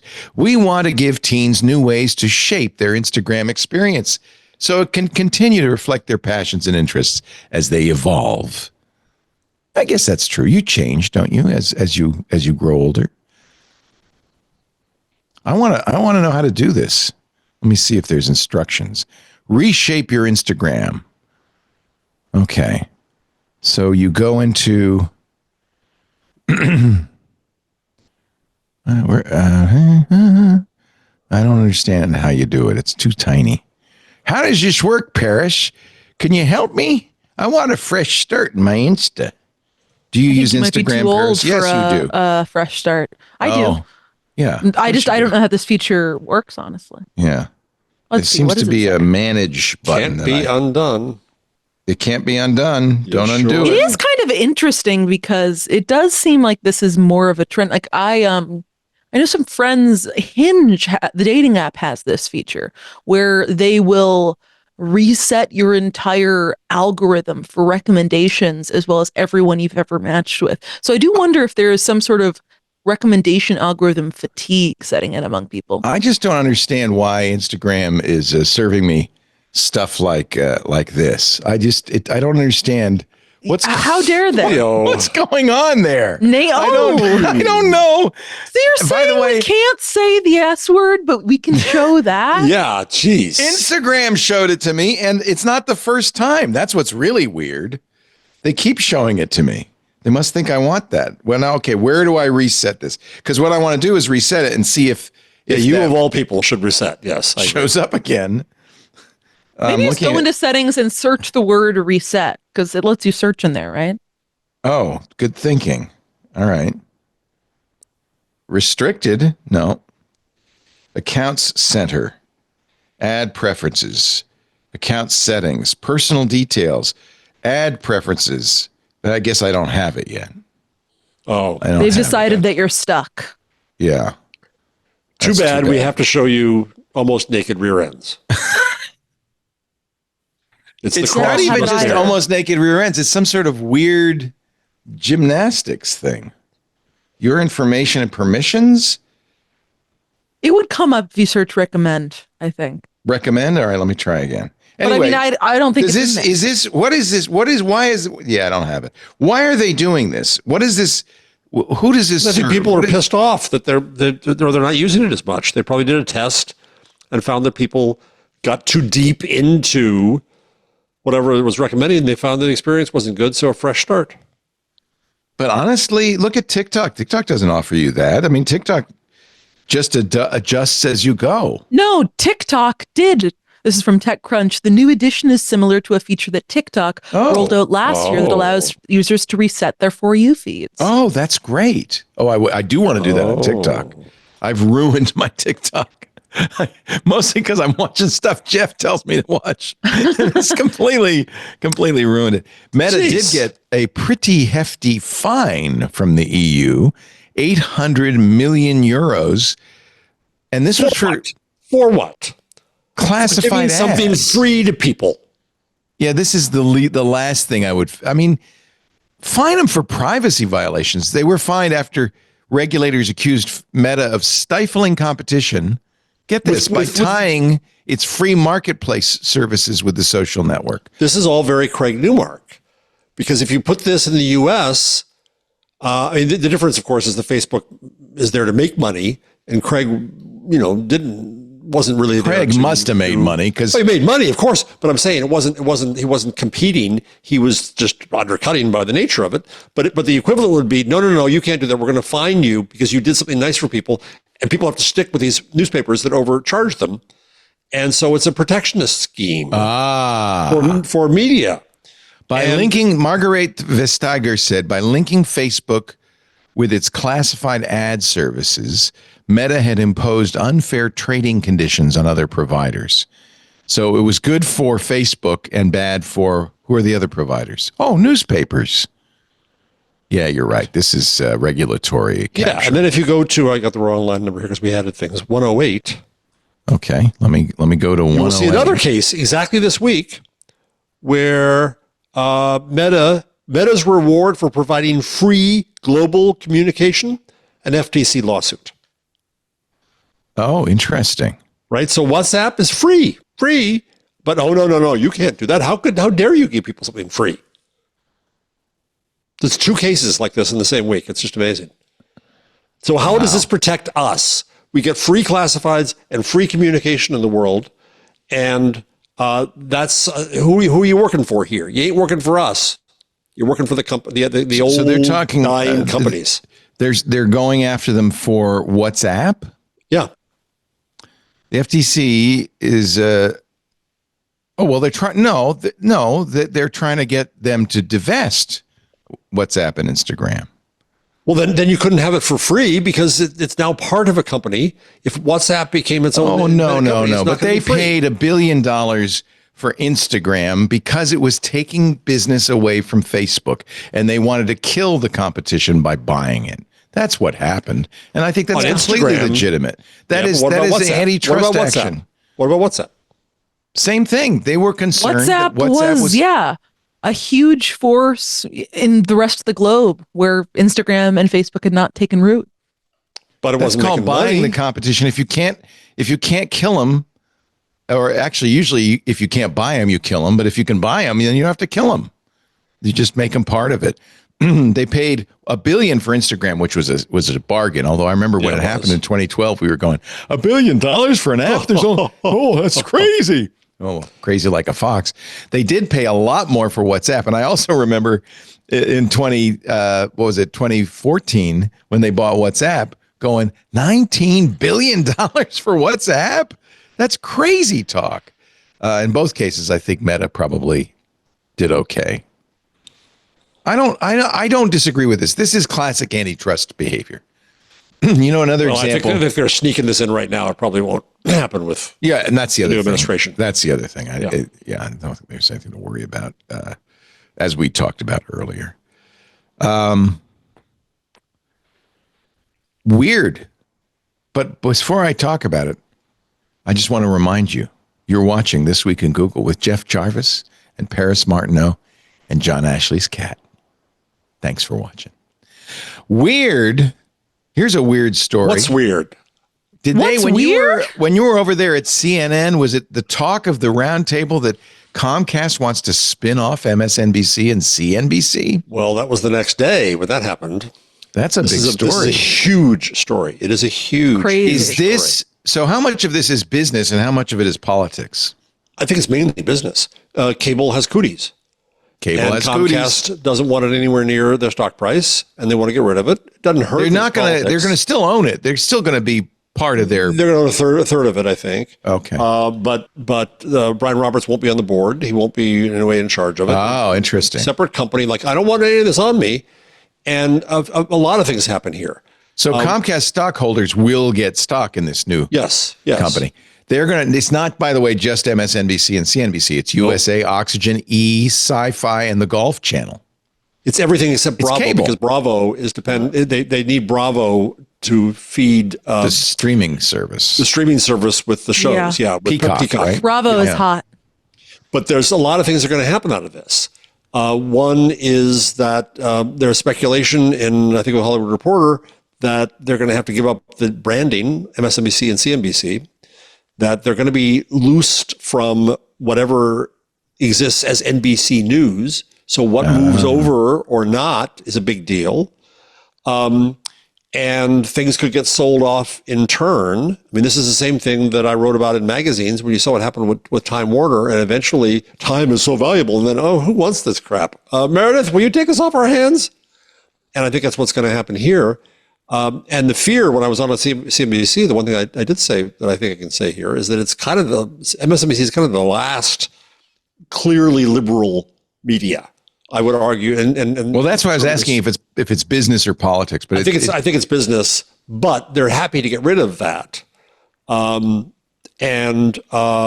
think that there's a lot of issues here. And if we're not, what I was on at CNN and to talk about was Joe and Mika going to Mar-a-Lago. But I think there's business there too. I won't get into the politics of it, but the business is fascinating because Oliver Darcy reported that after the first hour, when they talked about this, the ratings fell into the second hour by 17%, even much more with the key demographic. And so I think that they did it for business purposes. We got to get back people. We're pissing them off. In fact, they just peeved the last people who liked them. That's right. And like what I've been saying about the New York Times. Yeah. And so it's a really interesting business thing here. And I think it's going to, I think Joe and Mika are going to struggle to get back up. And then what happens about everybody else who's on the network? And then if they get pushed off, Rachel Maddow's contract is up very soon. I could see her going off and starting her own media company. She should. Right. I can also see whatever the company that exists I feel here is bad for selling Brian this. Williams because after he left MSNBC, he really couldn't find a home. And the last time he was seen was during election night where he was doing coverage for Amazon Prime. I started to watch it, and it was the worst amateurish production I have ever seen in my life. Williams is great. I mean, he's not great. He's polished, but they had the team behind him was inept. Did they have a junior Kornacki at a junior big board? No, they did. They weren't even board? that organized. It was. I mean, I didn't see enough of it to know, but it was poorly produced with poor talent. It was. They were covering stuff at the wrong time when they should have been covering what was going on. It was really. I immediately tuned out. Anyway. Yeah, so I think this is the death of cable. This is the death of linear cable. This is We've seen it happening. It's the death of mass media. We've seen magazines die. Newspapers are dying. Broadcast radio is dying. Broadcast TV is dying. So this is just one more last thing to die. Yeah. Is it all going to YouTube? Where's it going? Yeah, it's going to the internet. It's going to TikTok. It's going everywhere else. It's going. But Netflix is doing all right. But Disney Plus is not. Yeah, but that's really, the only streaming. Everybody's trying to be Netflix and they can't do it. So streaming is not working very well either. So it's chaos. YouTube. It's TikTok and YouTube. Yeah. Which really makes you wonder if the real reason to want to kill TikTok is not geopolitics, but to benefit Meta. Like, get rid of TikTok so Meta's Reels on Instagram can do better. Meta's Reels is weak. It looks just like TikTok, they are weak. Though. Half the time it is TikTok. It's TikToks that are reposted. I know, because that's what my son does. This is from Puck, which is a great source for information. William D. Cohen. Cable prepares for the value extraction era. Milk the cow till she falls over.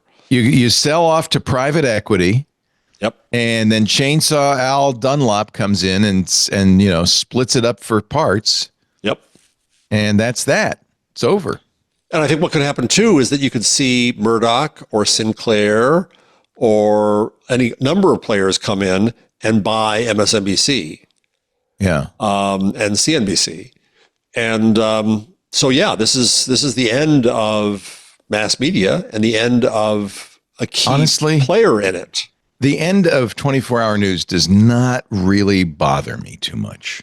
I don't think it served us. You can't say that in front of Jeff, a man that has a screen showing MSNBC Live. He's glued right to now. Joe and Mika. Are you going to not watch Joe and Mika anymore? No. I have to watch it because I'm a media. People get mad at me all the time. Why are you linking to the Washington Post? Why are you linking? I'm a media critic. It's what I do. That's true. So I will go through them, but I'm trying to switch to CNN. That's why you watched Moonlighting back in the day. You didn't have a choice. Well, I loved TV, but that was different TV. Really? You think TV's worse now than it was then? Oh, God, yes. Petticoat Junction? Now. Well, I'm not going back that far. I wasn't a TV critic then.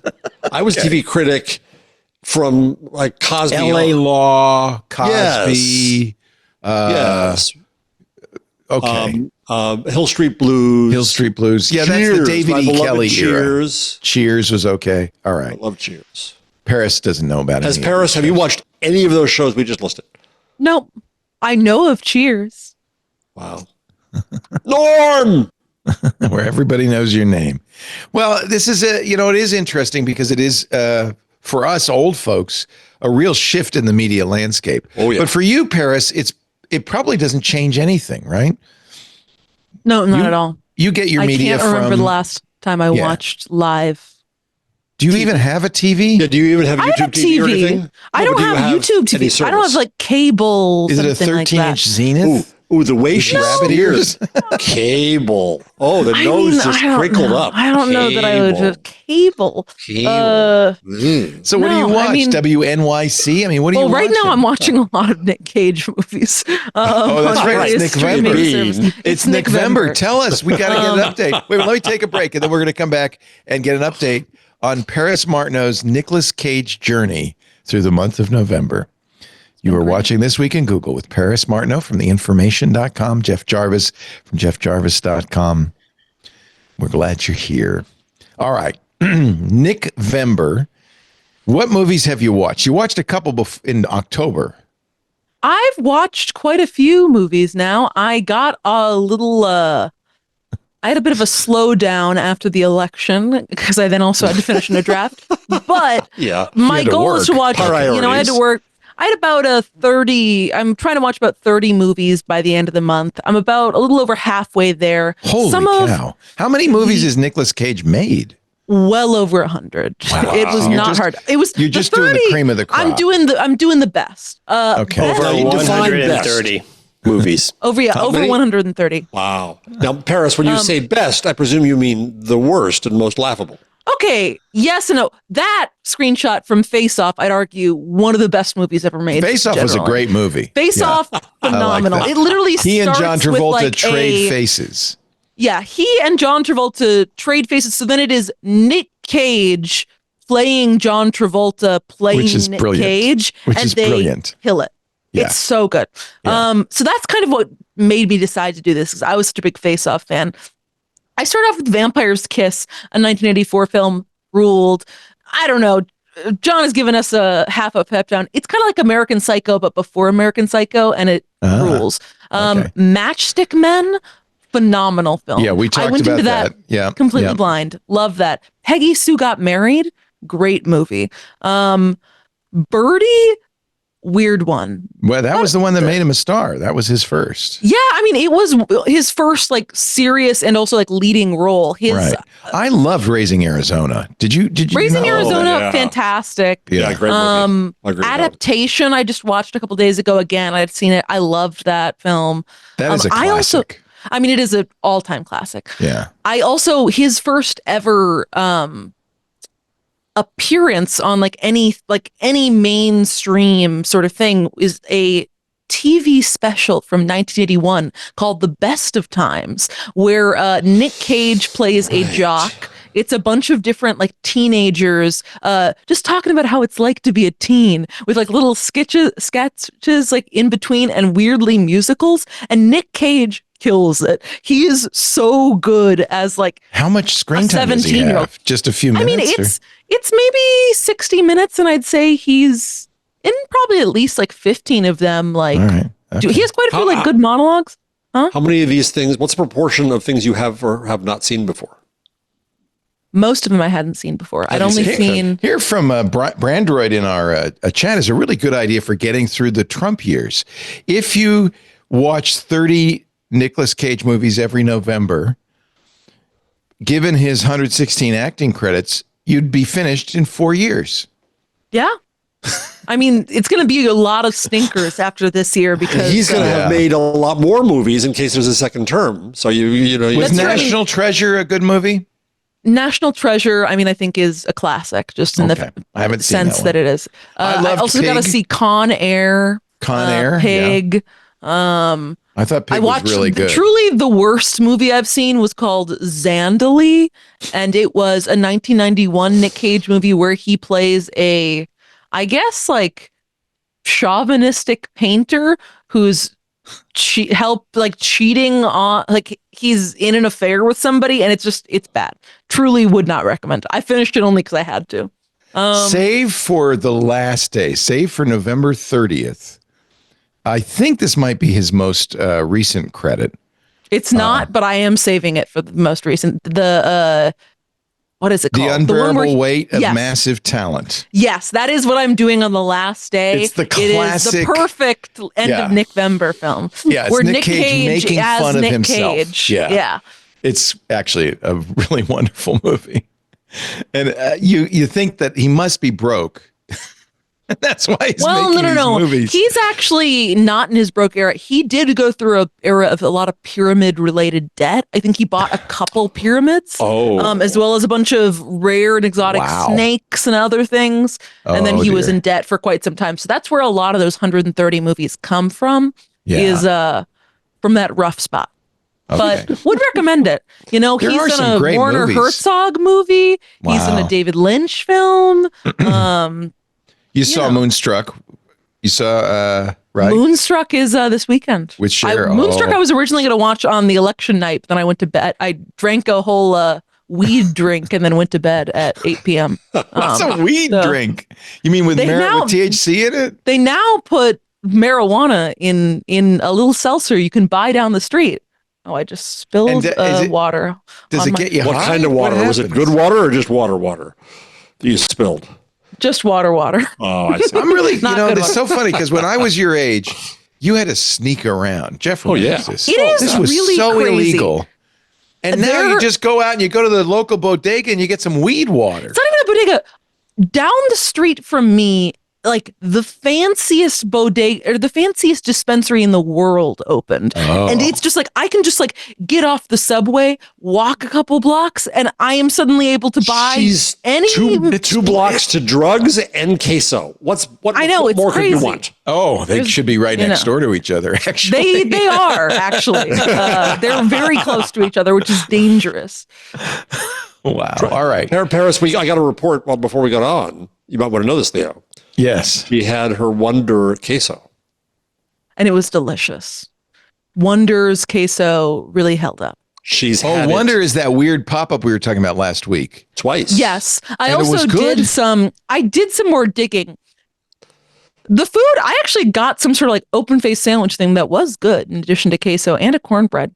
All really delicious. However, I don't know if I'd recommend it for food just as a concept because they do, I guess how they work is they have some central kitchen location. I think it's in New Jersey and New York where they make all the food that day and then they send it out to the different Wonder locations and they basically like reheat it then when you order. So it's not being made fresh, but that doesn't matter for queso. So I would really recommend it for that. As someone Queso's better the second day, actually. It is definitely, and also New York City just has a dearth of queso options. This has long been a problem. Whoever has enough that you get a second day. Queso should be gone when it's made. That's it. Well, the thing is, if you're by yourself, you feel like I'm lactose intolerant. I probably shouldn't eat the whole jar of queso. So then I try to break it up over a day. Don't worry, there is no dairy in Velveeta. You're safe. I know. They extract the dairy to make the Velveeta, actually. Mm-hmm. It's so weird because when I was a young man and I wanted to smoke marijuana, we had to sneak around. I was paranoid the whole time. It was like scary. Now it's legal, and I'm scared of doing it. Yeah, I don't want to. Well, no, so long. weed is way stronger now than your guys' time. Yeah, also, I would be afraid if I was you. Yeah. So here's my Jeff is a dork story. When I was in, I know there's many of them. When I was in San Francisco, and I was like, a cool columnist, the young Herb Cain, and I would cover all kinds of concerts with Bill Graham, who was the impresario of all concerts in San Francisco. Rolling Stones, The Dead, everything. And I knew his press people as a result because I was the columnist. And so I would get a supply from them of their cosmic brownies. And I would order from them because they had the best guy making cosmic brownies. And then I would pay them because that was the deal. And I tried to write them a check. And they said, man, you can't write us a check, man. It's a paper trail. Yes. They laughed at me. They thought it was really quite cute. Cash only, man. Cash on the barrelhead, man. Yeah. What are you talking about? You know the feds would come down on us so fast. What are you trying to raise a check for, dude? Are you a Fed, man? You want a paper trail. I could tell.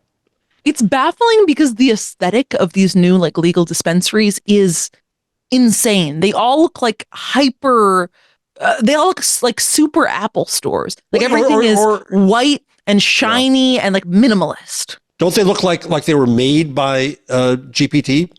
They look like the Coke commercial. Yeah. No, they do kind of look like the Coke commercial. It's just a very strange experience. That's pretty funny. So being that Leo and I are old and haven't done this in a very long time, do you just eat less of a gummy, or do they have old folks? Oh, she's used to the heavy duty stuff that you can't get. What about us? There was an Atlantic magazine piece on you can't get mid-grade marijuana anymore because the people who use it now are so tolerant of it that they have to only 80% of all marijuana is sold to daily users. So it has to be super strong. So you can't get the rag weed, the skunk weed that you and I dime bag. Remember that? Yeah. Oh, yeah. You can't get that what anymore. I would recommend for you guys, though, is what started all this off.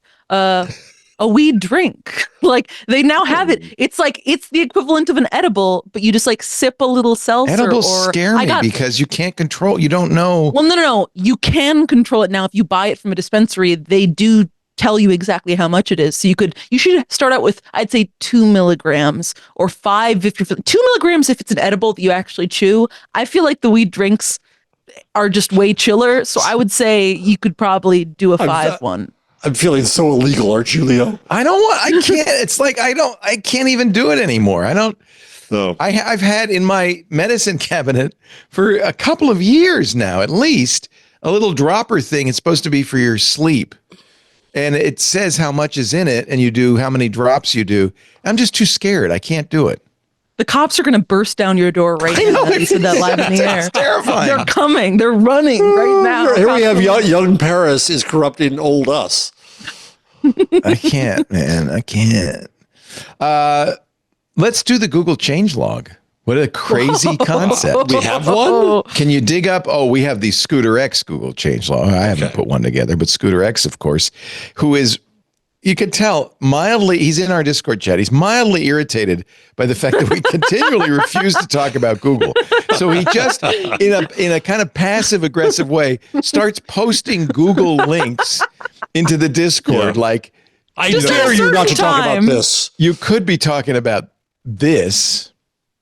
So, and now, ladies and gentlemen, I've given John Ashley enough time to find the card for the Google changelog.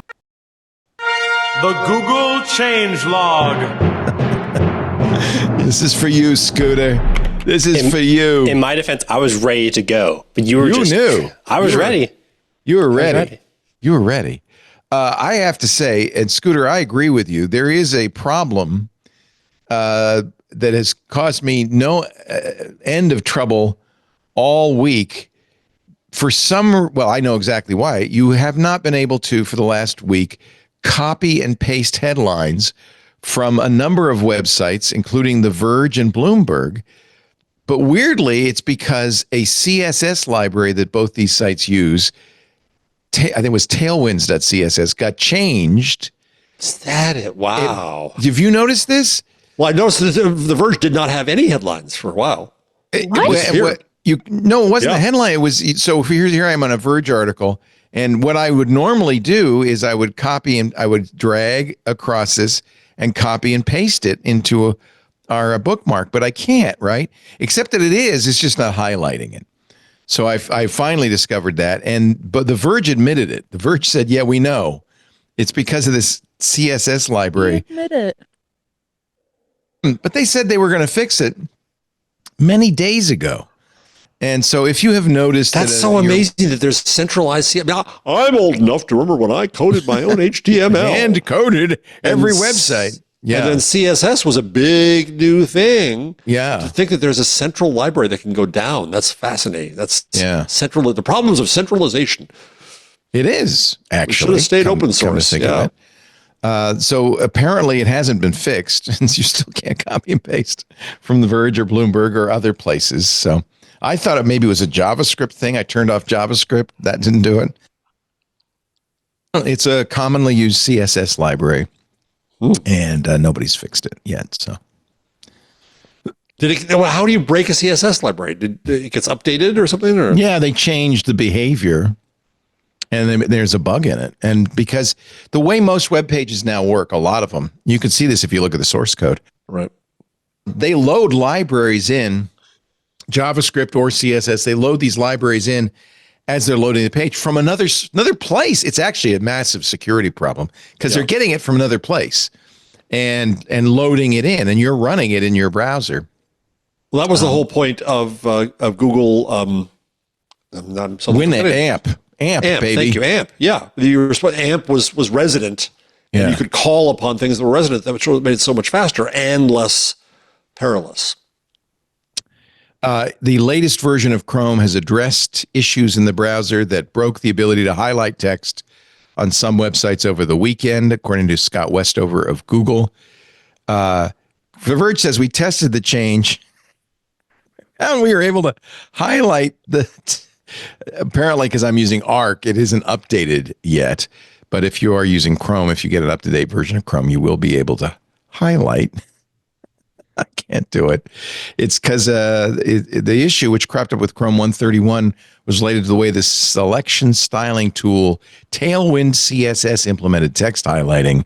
Users affected by it could still select text, just you wouldn't know. Anyway, it's still broken on Arc, the browser that I'm using. So, but if you have the latest Chrome, that's fixed. So you know what? That was a good changelog. Thank you, Scooter X. But we're not done. Oh no, there's more. Apparently, some of the changelog involves Facebook introducing AI backgrounds, HD video calls, noise suppression, and more for messenger calling. Wait, Scooter X. The purity of changelog has just been violated. Yeah, no.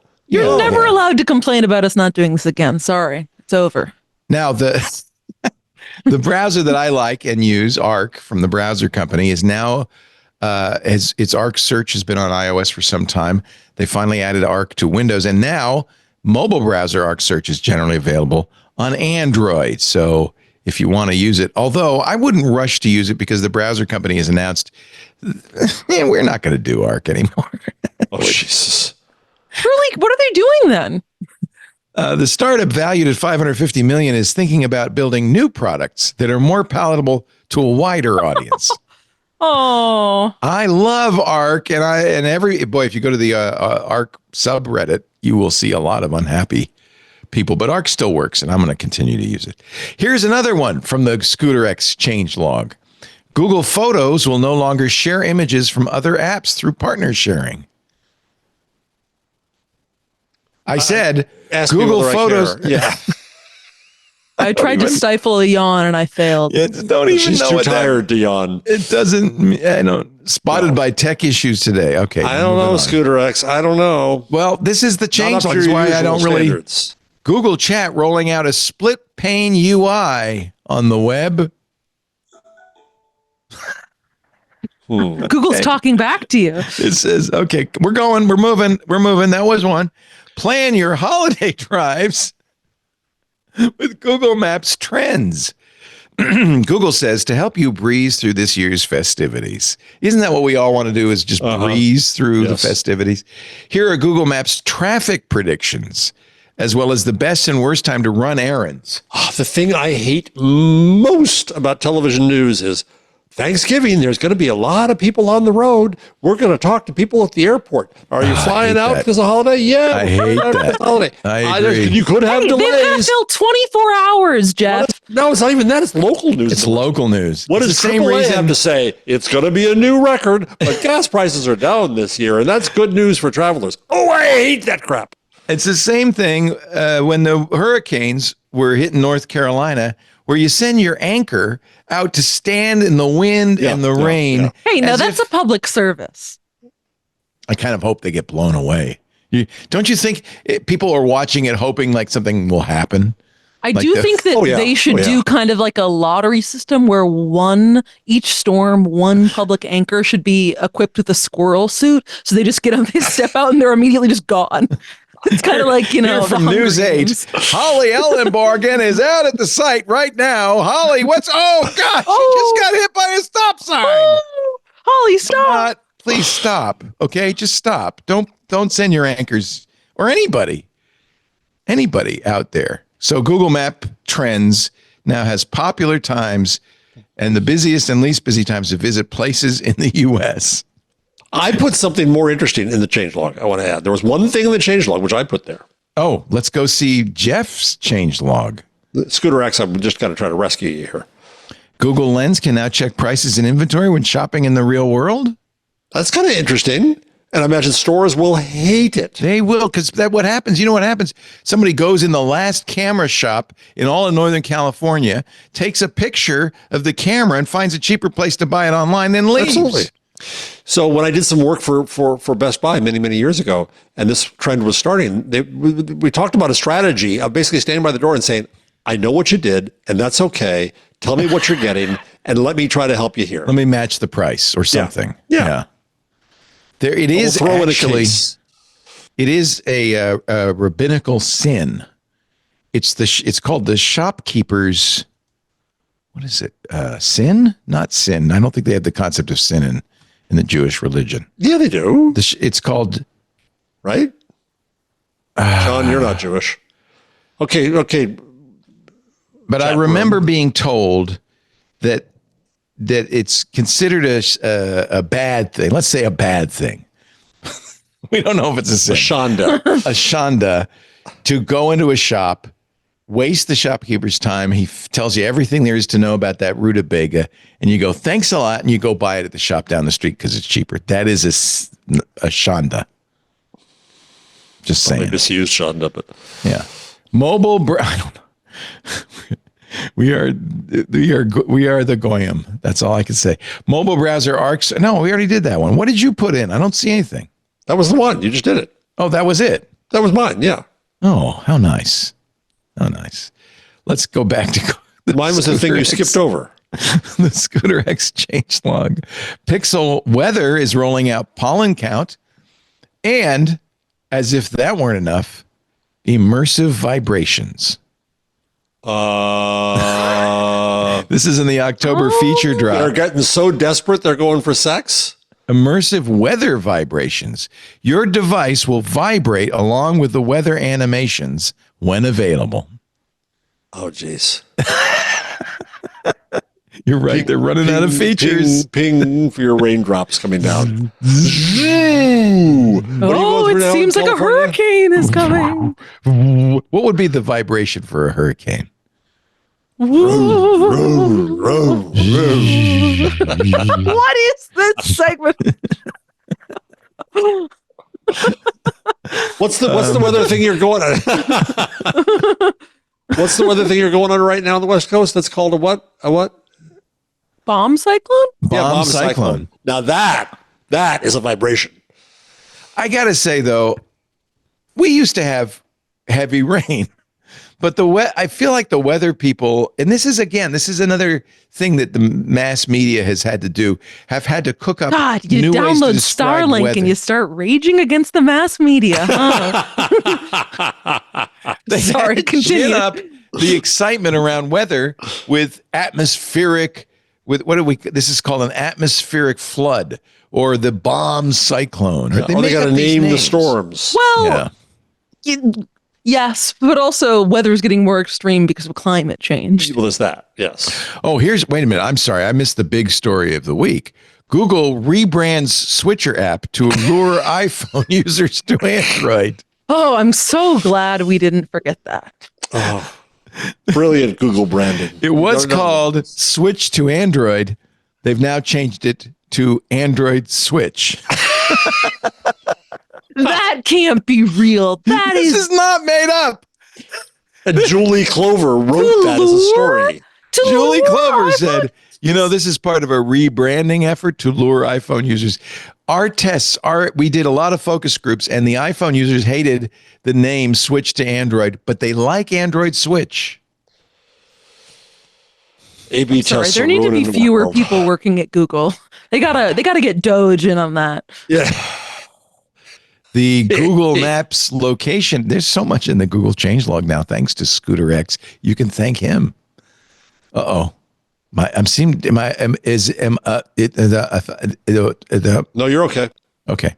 The Google Maps location. He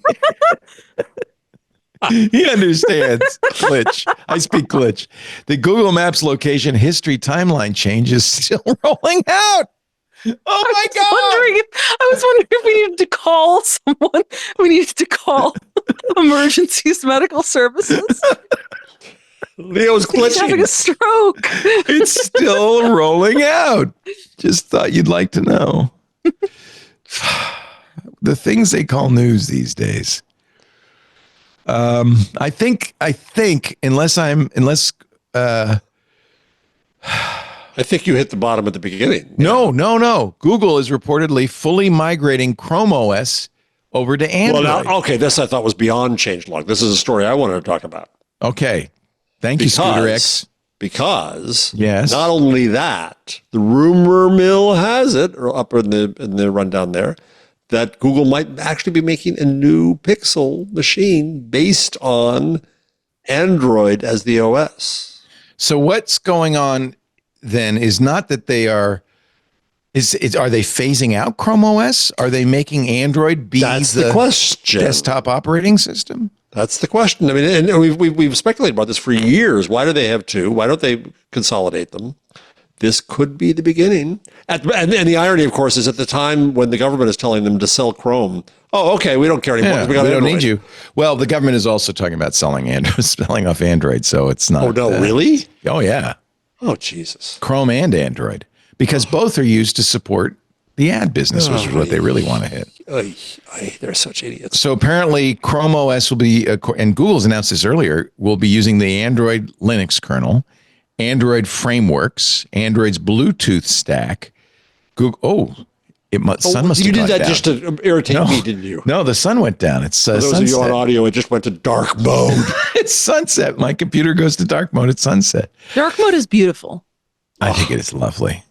From the let's see what else. In terms of why Google said this will accelerate the pace of AI innovation at the core of Chrome OS.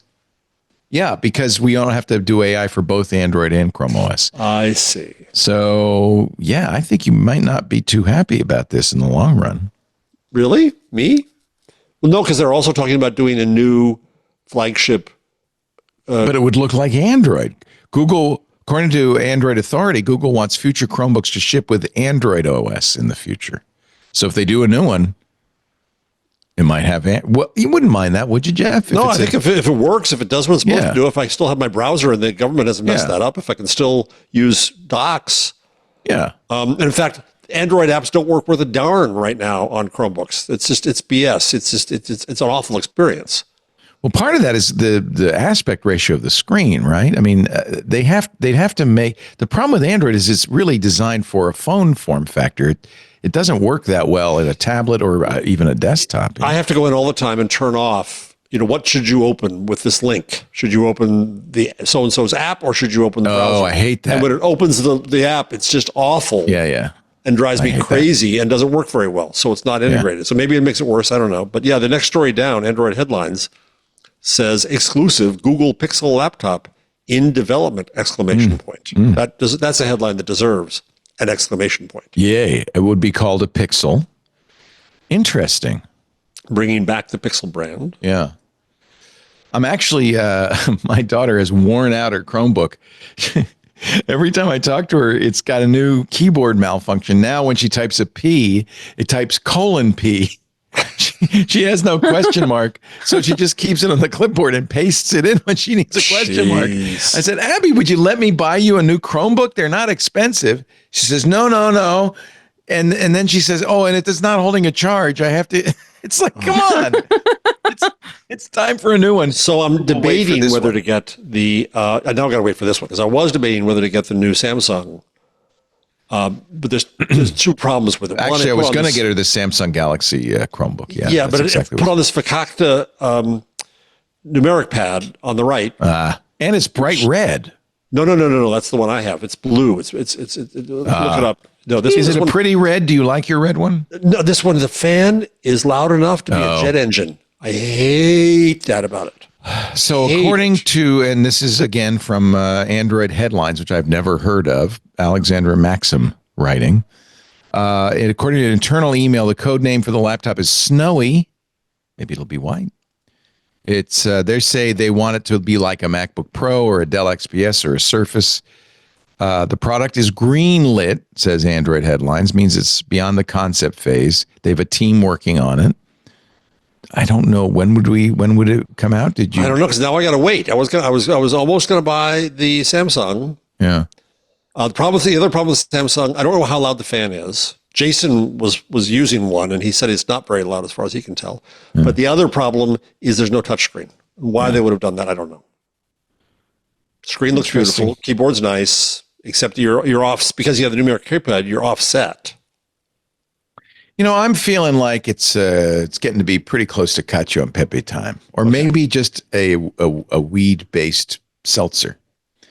So let us take the final. I don't break. think Paris is going to need any help going to sleep tonight. Oh, I know. I could fall Paris asleep is tired. right now. Okay, this was above and beyond the call, our Paris. We want to watch you sleep. That's not creepy, is it? Yeah, totally not creepy. Just too. That was the whole premise of Jenny Cam, right? Sleep in Do you front remember of them. Jenny Cam? Oh, Jenny yeah. Cam was probably Do before I? your time as well. I know Jenny Cam. Yeah, I know that my was early the internet history. precursor to Twitch. Twitch was a successor. It was the same people who did Jenny Cam. And people would just watch this young woman, and basically a lot of it was watching her sleep. That is creepy, now that I think of it. It's It not is. good. Very Truman Show. Very Truman Show. Well, Yes. yeah, that was the whole idea, wasn't it? Yeah. I don't know which came first, but you're watching This Week at Google. Jeff Jarvis, Paris Martineau. Let's kick off the... Wait, hold on. Hold on. Oh, and that's the Scooter was X Google already- change log. And the universe would not have been in order Wait a minute. had we not allowed John Did to you do that. fade We to wouldn't have black? Goodbye. Hey, everybody. Yes, that was the Google change log. I'm glad you enjoyed it. And now we could take a break. Actually, before we go into the picks of the week, I do want to say we would love you to join the club. There are people watching this show who are not yet members of Club Twit. In fact, about 98% of you are not yet members of Club Twit. I would love if we could get 5%. That's all it would take. 5% of the people who watch our shows to join the club at merely $7 a month. We would not need to worry about advertisers. We could actually do new shows, grow the shows. We could expand. All it would take is 5%. So do me a favor, join the club. We've done a couple of things to make it more appealing. There's 2 weeks free. So if you what do I get? You can see for yourself. You get ad-free versions of all the shows. You get access to our Club Twit Discord. That would be a good way to use your trial period, just to hang out in there for a while, because I think you'll love it. They're great people, great conversations all day, all night. You also get special events like Micah's Creative Corner coming up a little bit later on Club Twit. We have Stacy's Book Club early next month. We have Chris Marquardt's Photo Corner. We're going to do another coffee show. People seem to like that. All of those are streamed on our 8 different platforms, thanks to our club members, and then made available on the Twit Plus feed in the club. The club is important to us because it smooths out the ups and downs, really, the hills and valleys of advertiser support. Just between you and me, I would love to just do the club and not have to worry about ads. That Please, would be people, so please, great. please. That is my personal goal. Nothing wrong with the advertisers, but isn't it make sense that the people who listen to the shows should be the ones who support it? We don't want to do a paywall. I never want to do a paywall because I want to make it available to anybody. That's why we don't need 100%. We don't even need 90%. We need 95% free and 5% This is the public paid. radio of geeks. Yeah. Come on, people. Be the Come on, change you want people. to see in the world.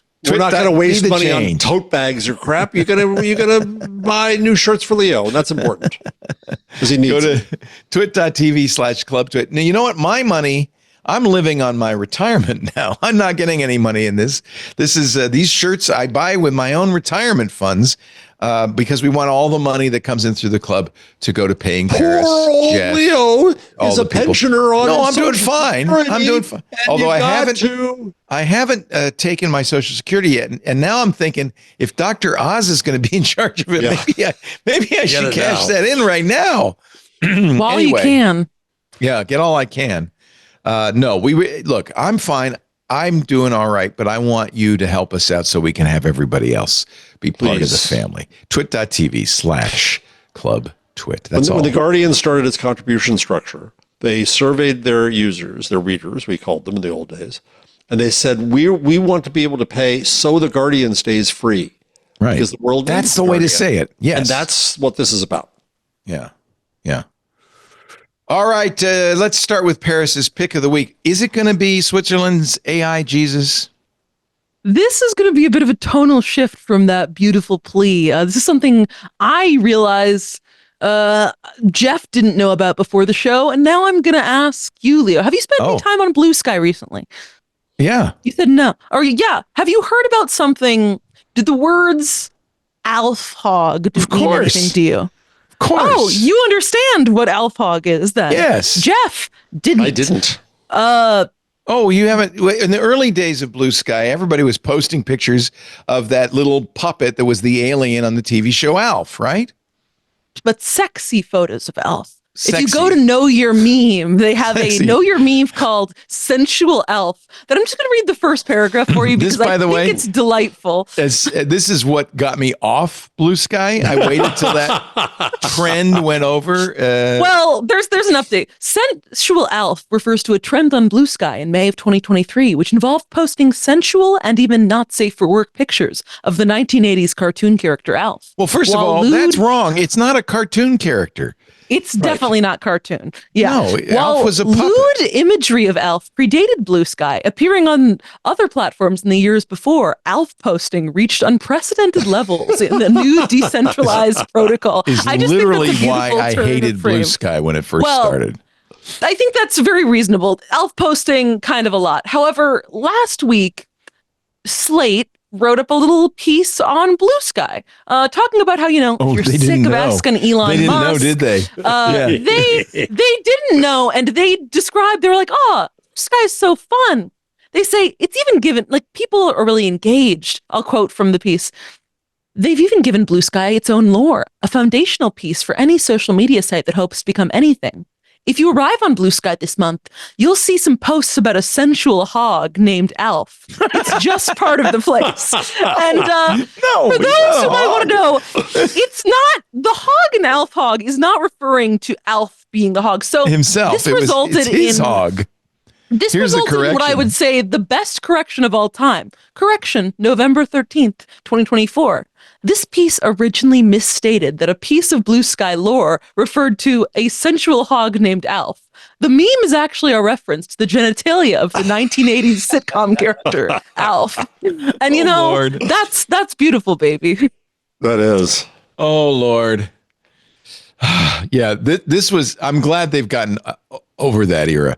I'm still a little hot under the collar about the word skeet, but I guess I don't hear anybody using it. I hear no one use that People now. mostly use skeet on Bluesky kind of to troll. We don't do that other people. anymore. Yeah. Okay. I mean, a little bit. No, I mean, part of Skeet started for the lore of this is, I think it was last spring when a lot of people started getting on Bluesky. They were trying to figure out, what are we going to be calling, posts on Bluesky? Tweet used to be what we'd describe it. Right. And someone suggested, let's do Skeet, a combination of sky and tweet that also has a very different meaning. And the thing that sealed the deal is the CEO of Bluesky, Jay Graber, quote tweeted it and said something along the lines of, guys, come on, we can't do Skeet. We can't, I love decentralized decision making, but we can't do it. Do you remember Scoot? Let's try Scoot. And when the CEO of a company begs you not to use Skeet, you kind of do have to use it. Yeah. So there's a bit of That was the Skeet. problem, wasn't it? That was the problem. If she'd ignored it,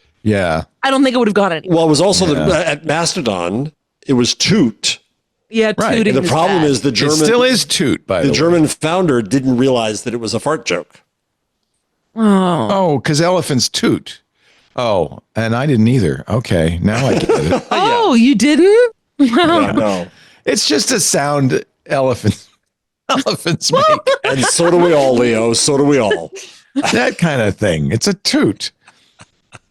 I don't like Skeet. That was another thing that got me. I mean, those are both valid concerns. Yeah, Alf's hog and Skeeting.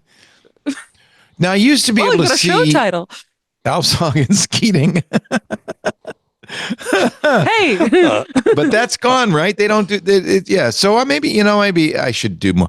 I am posting Bluesky's great because I'm using microblog and it posts automatically. But then are you interacting with what's happening then on Bluesky? I will say the thing I like about being on Bluesky is seeing all the interaction. It's great interaction. Oh, see, I should interact because I just post and I don't just use it there. Yeah, and I would actually use Bluesky plain. I think Deck Blue is nice, but it doesn't have the same feel that I get out of Bluesky itself, which is really good. One of the things that's cool about microblog is it does pump the reactions back into your microblog, so you do get to see those. If I go here and look at my post here, I think somewhere they've got the retorts. Yeah, here we go, and they're coming from a variety of different places, so including Bluesky. So I think that's kind of cool. Anyway. That is very cool. So I do interact a little bit. But I noticed when I go to Bluesky that there were a lot more likes and so forth. And I should probably have. Yeah, I get a lot of interaction there. That's nice interaction. And block works as block. It feels so good to block on Bluesky. Yeah. Goodbye, sucker. And that's the thing is, if you don't want to see anybody use the word skeet or post about alfhog, you can mute or block those words, and it works quite well. It's not like Twitter, where despite all of my attempts to block moo dang content from getting my feed is all that freaking hippo. But Bluesky doesn't have that problem.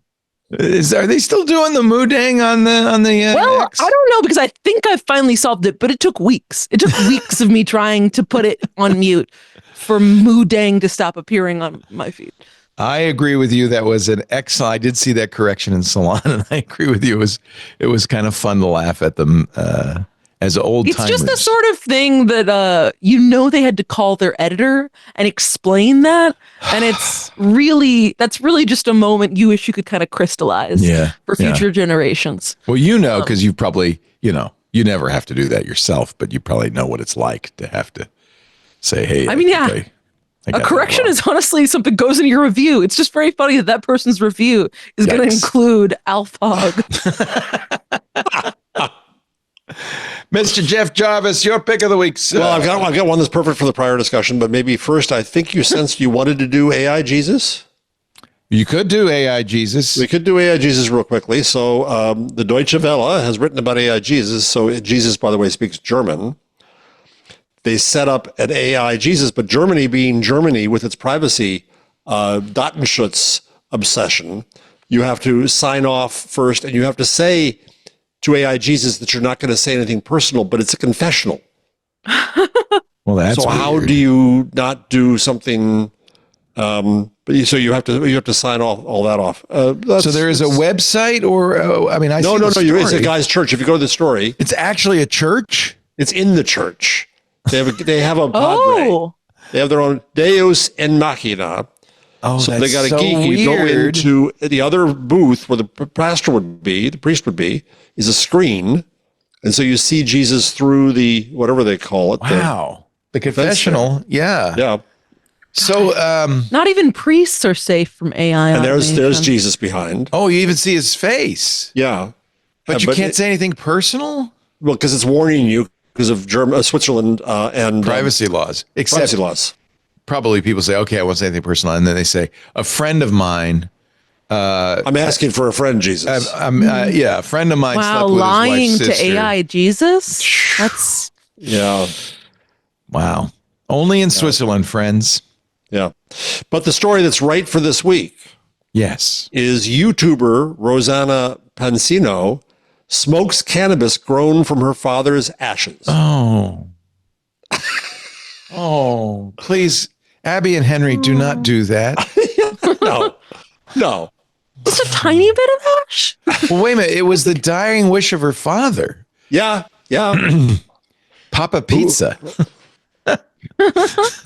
Papa Pizza said, this is a YouTube family. I want you to take my ashes and fertilize your marijuana farm.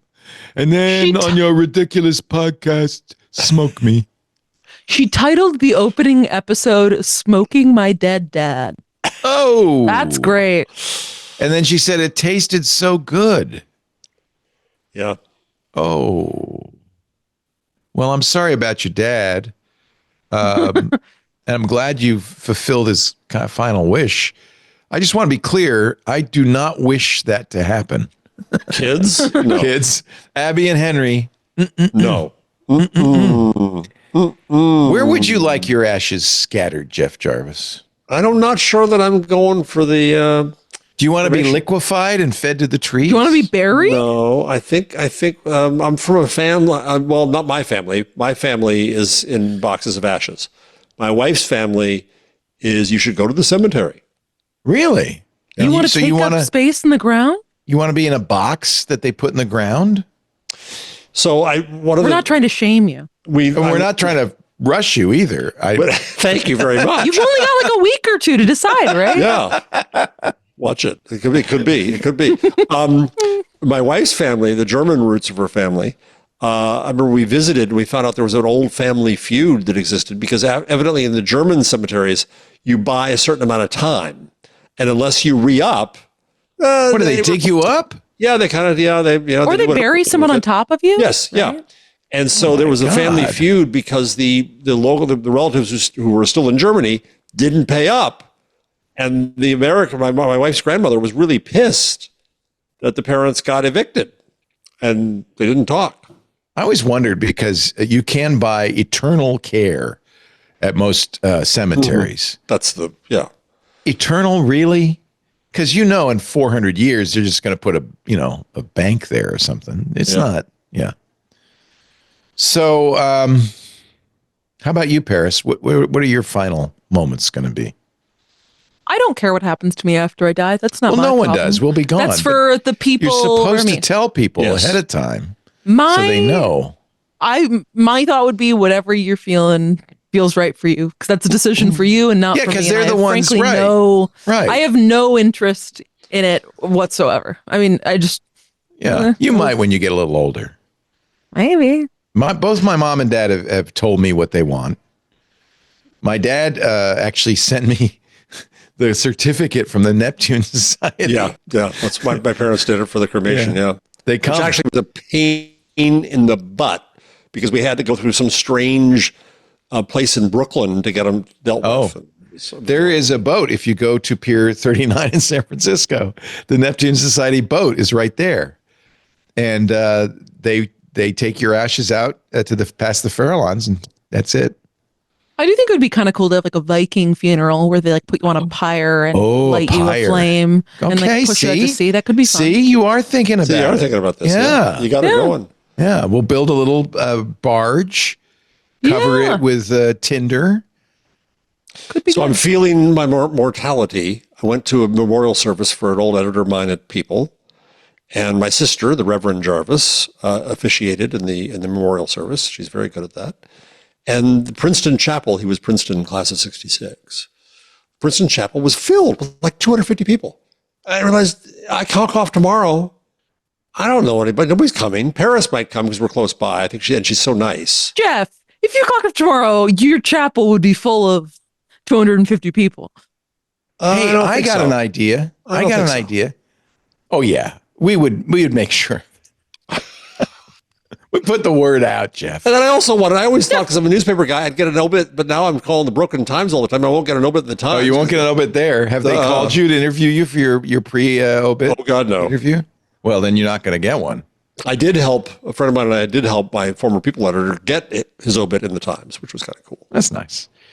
I think you should do what John Hinkle Jr. did, age 38. What's that?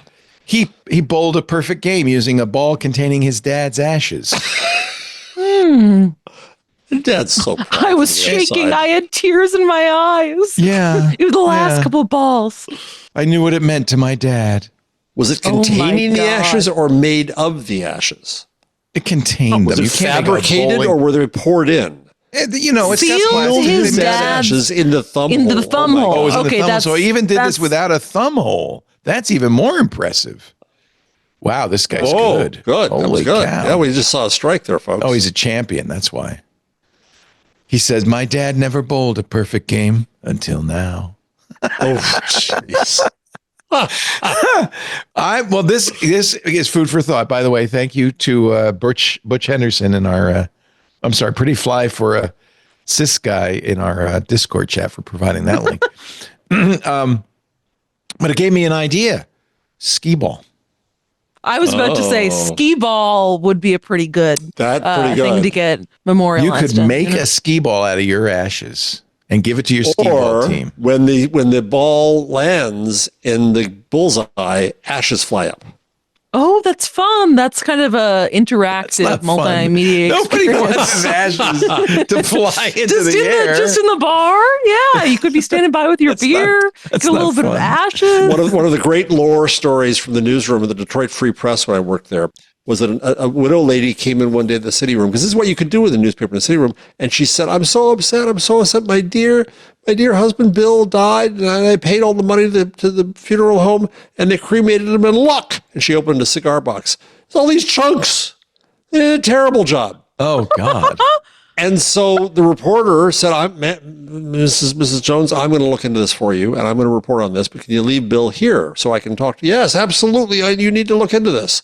So Bill became a mascot of the newsroom for a while. They'd put a little cigarette in the lip of the cigar box and put a sign under it, Bill's No More, put a little hat on him and do all kinds of stories. And occasionally they would open up the baggie and part of Bill would go out into the newsroom. Okay, actually, I want that. Terrible. I want to be in a newsroom with a cigar in my box. We can make the ink and the pens. Oh, they don't use pens anymore. Oh, well. Finally, I will do a little plug. You put it in your picks, Jeff, but I'm going to steal it from you because Mike Masnick deserves a little plug for his newest card game. It is on Kickstarter. 1 billion users, the social media card game. As you know, Mike, besides being the founder of Tech Dirt, is now on the board at Bluesky. So this might be something he's learned. He did write for Elon Musk a special post on speed running the moderation curve. He probably knows a little bit about this kind of stuff.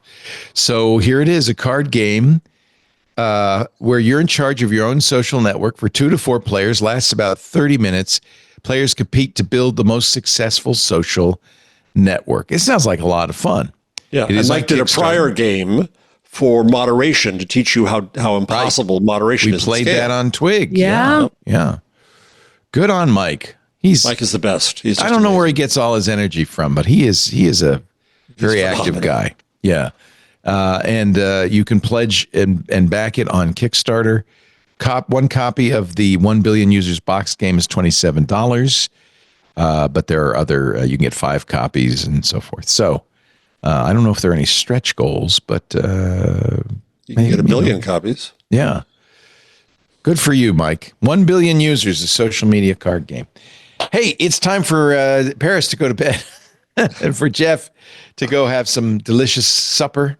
And for me to wish you all a very fond good night. We do This Week in Google every Wednesday. If we are not delayed by an extraordinarily lengthy Windows Weekly, we should start at 2 p.m. Pacific, 5 p.m. Eastern, 2200 UTC. All of my live shows now are streaming on 8 different platforms. Discord, of course, for our Club Twit members. There's a special Club Twit Discord, but also twitch.tv, youtube.com/twit/live. We're on Kick, Facebook, LinkedIn, x.com, and TikTok. So whatever, if you're around at 2 o'clock on a Wednesday afternoon, 2 Pacific, tune in, watch us live. All the swears will be completely left intact. Hey. Otherwise, if you want the Bowdlerized version of the show, we make that available on our website, twit.tv/twig. There's a link there to the YouTube channel where the video lives. You can. That's a great way to share a little clip. If you've got a elderly parent and you want to make some suggestions about their final wishes, you could just send them that clip. That'll really inspire them. That's at twit.tv/twig. You can also find a podcast client. Doesn't matter which one, Overcast, Pocket Cast, iPod, or whatever it is, Apple's podcast. But subscribe. That's our preferred solution because that way you get it automatically every Wednesday evening or Thursday morning after we've edited out all the swear words. Come on, I'm trying. Thank you all for being here. Thank you especially to our Club Twit members for making this possible. Jeff Jarvis is, of course, at jeffjarvis.com, where you can get his book, The Web We Weave. And if you're around in San Francisco on December 4, you can come to the Commonwealth Club and see me talk about The Web We Weave. And if you're not in San Francisco, you can watch it on a video. Yes, Commonwealth Club has it on their website. You can buy tickets. You will not be here on that show, the December 4th show, because you're going to be there. And I may not be there because I'll be doing this here. But I don't know, maybe I can make it down if we did. Paris and I should do a very short show. Anyway, that'll be fun. Jeff Jarvis, How We Reclaim the Internet. It's not too late. And they do have online tickets as well as in-person tickets. Joe Esposito says he's going to be there in person. That means he's flying out from Manhattan. Oh, no, wait a minute. Joe isn't in Manhattan. He's up the road a piece. That's right. So he could come down from Northern California. Thank you, Joe. Yeah, say hi to him. Joe, did I show you what he made me? I didn't show you yet. Thank you, Joe, for this. He did an actual physical poster says live from the attic. Cool. TWiT.tv. And I've made it my wallpaper on my pewter because he sent me the digital versions of it as well. That's so great. I'll show you That's my wallpaper so if I neat. can get out of wherever I am. I'm in too many different things. Can I show you my wallpaper? I don't know. Apparently not. It's okay. I'm You can sorry. find it back there. I don't know how it works. There. Oh, it isn't my Called a wallpaper. computer. What happened? It was my wallpaper. Now it's a bunch of trees. I don't like that one cotton picking bit. Joe, I will make it my wallpaper. Thank you. What else? I think that's it. Oh, Paris Martineau. She's at theinformation.com. Sorry. But you stayed up all night writing your story, so that's good. I like that. She got up really early to write the story. She's in the weekend Same edition. difference. Sure. If you have a tip, signal her at martineau.01. You know, you inspired me because I've been using my phone number for a signal, so I decided, and it's right there in the profile. I'm Laporte.24, Leo Laporte.24. So I don't know. I don't want any tips, but you know, maybe if you have, Just in case. Just in case you need that. if you need a friend. Yeah, you don't want to tell Leo secrets. He talks for a living. No, it's Yeah. true. Paris knows that. I feel so bad. I apologize for revealing your secret, but Yeah, you know, my secret is that I'm sleepy. thank you both. No, for being no, here. she's corrupting old men with drugs. That's your secret. That's true. That is true. Yes. The police will be there any moment. Yep. Kids, be cool. Stay in school. Don't use drugs. I don't drink. I don't drug. And look at me. You too. You two can be like this. You two could be a podcaster. You could be a podcaster if you really, really stay cool, man. Thanks for joining us. We'll see you next time. This Week in Google. Bye-bye. Stay cool.